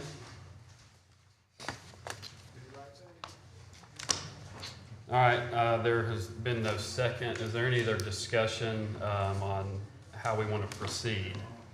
And I would agree with Mr. Jackson about how we need to discuss how we want to proceed as far as advertising. Here's where I am. You know, your word should be worth something. We've been put in a no-win situation because we either go back on our word or we are viewed as poor steward of taxpayers' dollars. For me, it's worth a $15,000 gamble not to have people view us poorly. And I wasn't here earlier. I've gone back and forth. Like I said, I'll support it as written tonight. Okay. Please As long as I understand, don't go to jail if I vote. well, Well, please- as please- written, as written, which way? well, I can't, But what do you mean as written? Well, so ordinance 22-4502 approves sale of current Fire Station 5. that's Yeah. not what's before you right And now. it's not It's what's just, it's the before you, so revised, it's been the and I think revised. that was the confusion with, I don't know what Mr. Pepper was motioning for. That may be why I didn't get a Hold on, second, but you were motioning for this, correct? So this would be to, did you read?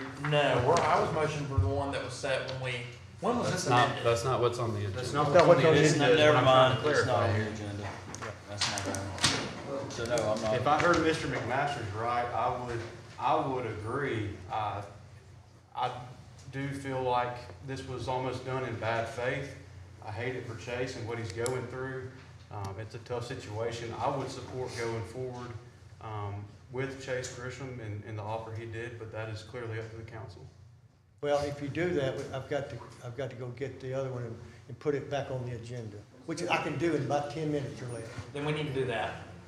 Well, that takes a council majority. That's gotta happen. Well, but please understand, by not accepting what could be very well the fair market value, you do not have the, and Mr. Cole is correct, it is not binding, but it does protect you in the decisions that you make. Am I gonna go to prison if we don't? No, but what you do is if I'm the high bidder, right, I'm the guy that came in at the last minute with the high bid, and we move forward without reviewing my bid, I would go to that Attorney General decision and go, I've got a pretty good case. That was my That's what I question. would say. That was my You're question. not going to jail. No. Okay, there we go. Is that fair? That's right, you're not going to jail, but you very well may face other. But I just need to know what your pleasure is. I've done the, Harvey, How- they were, You gotta come to the mic. they were not the highest bidder though. So my offer was way above. well, this that's one. what that's the reason we. But you made me cut my offer off and go back to the original 205. So if we would have No. kept my escalation clause, I would have been the highest bidder That is anyway. correct. So, 26. That is correct. yeah, I'll do it right now. Like that's fine. Let's get it done. All right, let me see, 226, is that what you're telling me? No, Or telling them, I'm sorry. only if the city will agree to accept it right now, because they're getting a bid over, which is what y'all trying to Okay, do. well, we don't have that in writing. I mean, there's. I mean, I can write it in 5 seconds. That's not an issue, Jacob. I'm just asking that question. yeah, well, Yeah, that's the. If we're gonna go back to that, go ahead. Hey, guys, Hold on, I'm we just gonna have to gotta say do this it here. Herman, correct me if I'm wrong, even if he fills that out, it would still require immediate consideration to pass tonight. For $226,000, right? You would have to have unanimous consent from the council for immediate consideration. Then I'll motion for immediate. Well, let's wait and see if he draws it up. well, if you've got, I can go upstairs, we can print out your contract. 15 minutes. Change it. Mr. Jackson, what do you think? Yeah. He said he's not supporting it. He just said, because Of course he's not. it wouldn't have been advertised to a broader group of people. I'm done putting words in your mouth, so if you want to go, you can. That's your point, though. Yeah.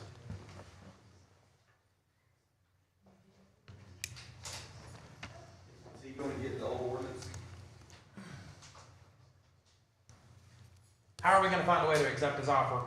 We can waive. Well, he is correct, and we didn't want to get where the minimum became that, and then it just keeps going up. But, that's up to the council. If you want to offer 226.5, which is in line with what you first offered. Yeah, council, I guess my argument is, the whole reason why we're here is because there was an offer that beat mine.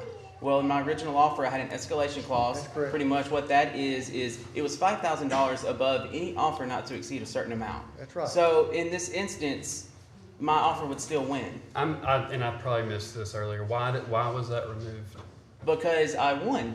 It was my, congratulations, Chase, you got the fire station. No And need. you waived appraisal. And I took the escalation off of it and I waived the appraisal just to make it feel, to make it better. Because when you accept an offer, you remove that escalation in the contract. That's real estate law right there. So that's what we did. Technically, we had an accepted offer, and so therefore we removed that escalation and put the exact amount we got it for. So just to be transparent with you once again, I beat the $200,000 offer by $5,000. And just so I just want to make sure everybody understands, the only way this, even with a new offer that we would have written up with an agenda item, is it would have to get 5 unanimous votes just to vote on it tonight, just so you understand. Okay. So whatever you do, unless you get a double vote, then it's gonna go over to the next meeting. But Herman, so help me understand that. So if we go down that road and Chase has now the high bid, what if you're 20 people, or we got a lot of people watching on Facebook, what if they all come next week? We're setting a deadline now.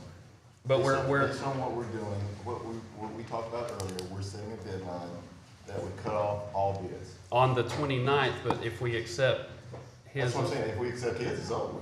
So I think we should accept his. You're saying make that deadline now? I'm saying, I thought that's what we did earlier, that we had set that deadline. Well, yeah, I just want to know what the council, yes, he is correct. If you go back to his initial offer, and that's why we opened it back up, so, but I just didn't want to move, we didn't want to move it up. I'll just say this, Herman, if you think that, and I do value an Attorney General's opinion a lot, because we should. That's not binding, like you said, but we should certainly take a second look when an Attorney General gives an opinion. And I value Herman's opinion. Yeah, and so if I just need to know that you're comfortable with moving forward in that from a legal advice standpoint. If the council says that the deadline has come, first of all, you got to get a double vote. But if the council determines that the deadline has come and that was fair, his offer of I understand 226.5, if y'all accept that the deadline has come, and that's all offers are off after that, I can accept that. I can. So do we need to make a motion for immediate consideration? Well, first of all, you've got he needs to change his offer. That's what he wants, if that's what he wants to do. If I could just, I would say from my standpoint, I probably bring more properties to you all to sell than any other department. I think you're setting a precedent of whatever we do, and again, going back to the Attorney General's report, we were talking about, that was for $500. That's probably more what I bring to you is $3,000 or $4,000 lots. But it will make it incredibly difficult for me because we have to publish it in the paper, and somebody comes and says they'll give us $4,000, which is above what we would consider fair market value. But then, once we get that published and it comes to you, then somebody, before we get to the meeting, somebody says, well, I would give you $5,500 for it. I would just, would you agree with that, Herman? I agree with you. You have to accept the $5,500 is what I agree with. Yeah, you don't set a precedent from. Well, what we're going to do, we've learned, we're going to set a deadline. The council's going to set a deadline, and that's going to be it. Staff's not going to be able to set. We did the very best we could with understanding the usual procedure. All good points. So, But Mr. Marks, what we did the last month was we're just kind of in a fantasy land. We're just hanging out, just. No, sir, we were serious about it. Real offer. Okay, well then why is it not being put in place here? If that was a real offer and a real acceptance. and Because they had people not cut accepted it. That's what we're trying to get them to do right now. They have to accept it, so I just need to, Yeah, and we just that's- need to know. All right, we really need to decide on how to move forward. The council does. I think his offer of 205 is not the high, but the other one is, and if that's what y'all think has been fairly advertised and it's a good value, he can change it and we can move forward. As I understood it, there's 3 people on the council that have affirmed, go get the old offer that is already there. And Herman has volunteered and said he can do it in 10 minutes. Let's do Is it. that- Let's go home. I'm sharing with you that you lose the cover and the protection of the Attorney General's opinion. You are not getting fair market value unless you accept his last offer. Yeah, I think that's. Well, I mean, I think that's what we were talking about, the 226. If you will accept the 226 tonight, There has to be a and not vote. open it up to new bids. I got you. And that's what Mr. Jackson. That's what I was trying to asked him keep if there- from, I didn't want him to come out with his offer and then it just keeps. Tonight. Yeah, you don't want. And it's to the fundamentally 29th. unfair to do it where it's, I mean, understand. with an I escalator. understand. I understand. So no matter what, we have to get a double vote though, right? Yes. Okay, so that means we have to have all 5 of us agree. Hey, Chase, can you, you're the real estate guy, can you get us an offer for 226? I mean, I can write it in 5 seconds. Well, if you got the contract, I have it right here. well, yeah, okay, that's fine. That's all we do. Okay. Okay, Herman, so we need him to make that offer. And please understand, that's based on his initial offer. His initial offer with that clause in there, in all fairness to him, he's entitled to change his offer. Okay? Chase, are you? Chase, are you good? Yeah, I'm good with writing this right now. if So we move guys, forward. what we need to say is that deadline, because the way it's written in here is the 29th, which is unfair, unfair to Chase. We've got to say that we're accepting his offer tonight. Tonight, yeah. Okay, so how do we do that? How do we? Herman has to rewrite the ordinance to say that we are going to accept his offer and no more, because he's currently the highest bidder. I'll have to go up and adjust it. That's what I'm talking about, taking 10 minutes. Can we go into recess and do that? Yes. Can he come with you to make sure y'all are on the same page? Oh, I'll go back in my office and do it and then bring it out. Yeah, and Carl can go up there too. That's fine with me. I don't know about that. All right, we'll take a, Herman, 10-minute recess or 15? I'm just going to get what, is 15. that what y'all want to Yes. see? Okay, that's All right, we're gonna take a 15-minute I'm not recess. saying, I'm not predicting what the vote's gonna be. I'm just gonna go get what they asked me to do.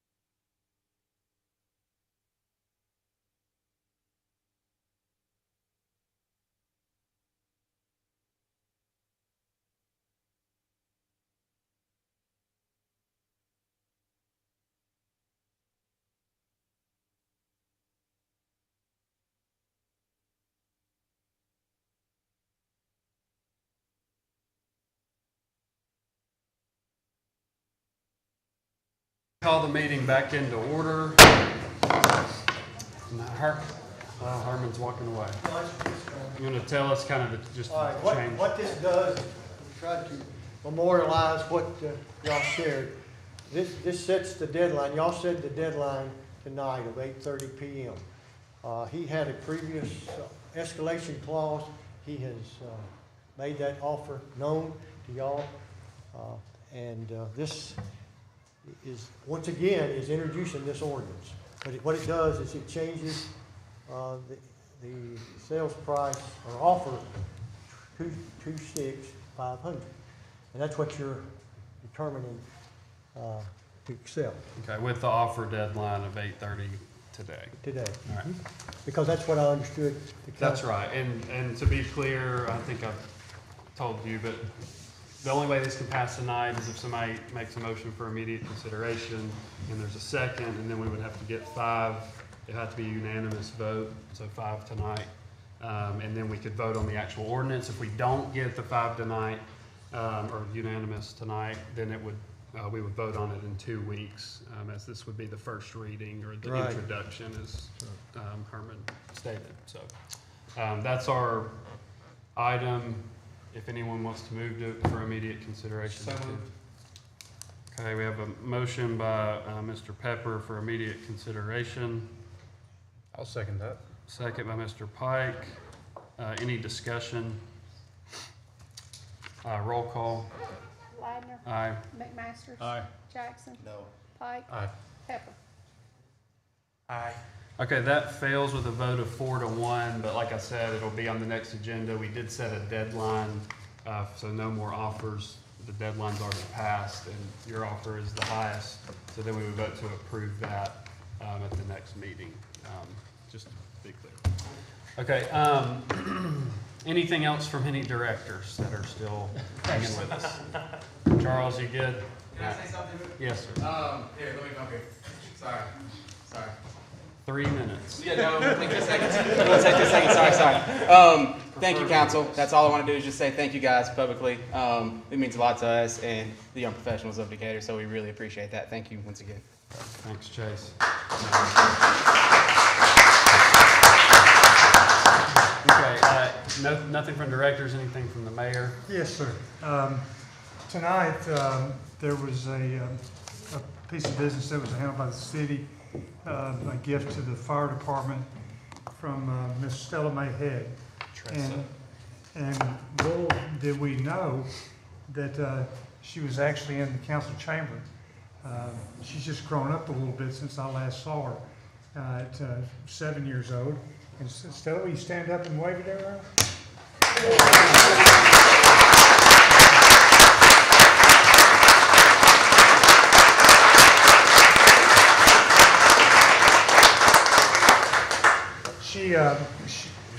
She's going to Barkley Bridge now, and the mayor came to see her, and she said, that doesn't look like the same mayor I saw a couple of years ago. It was Mayor Garrison. She thought it was me.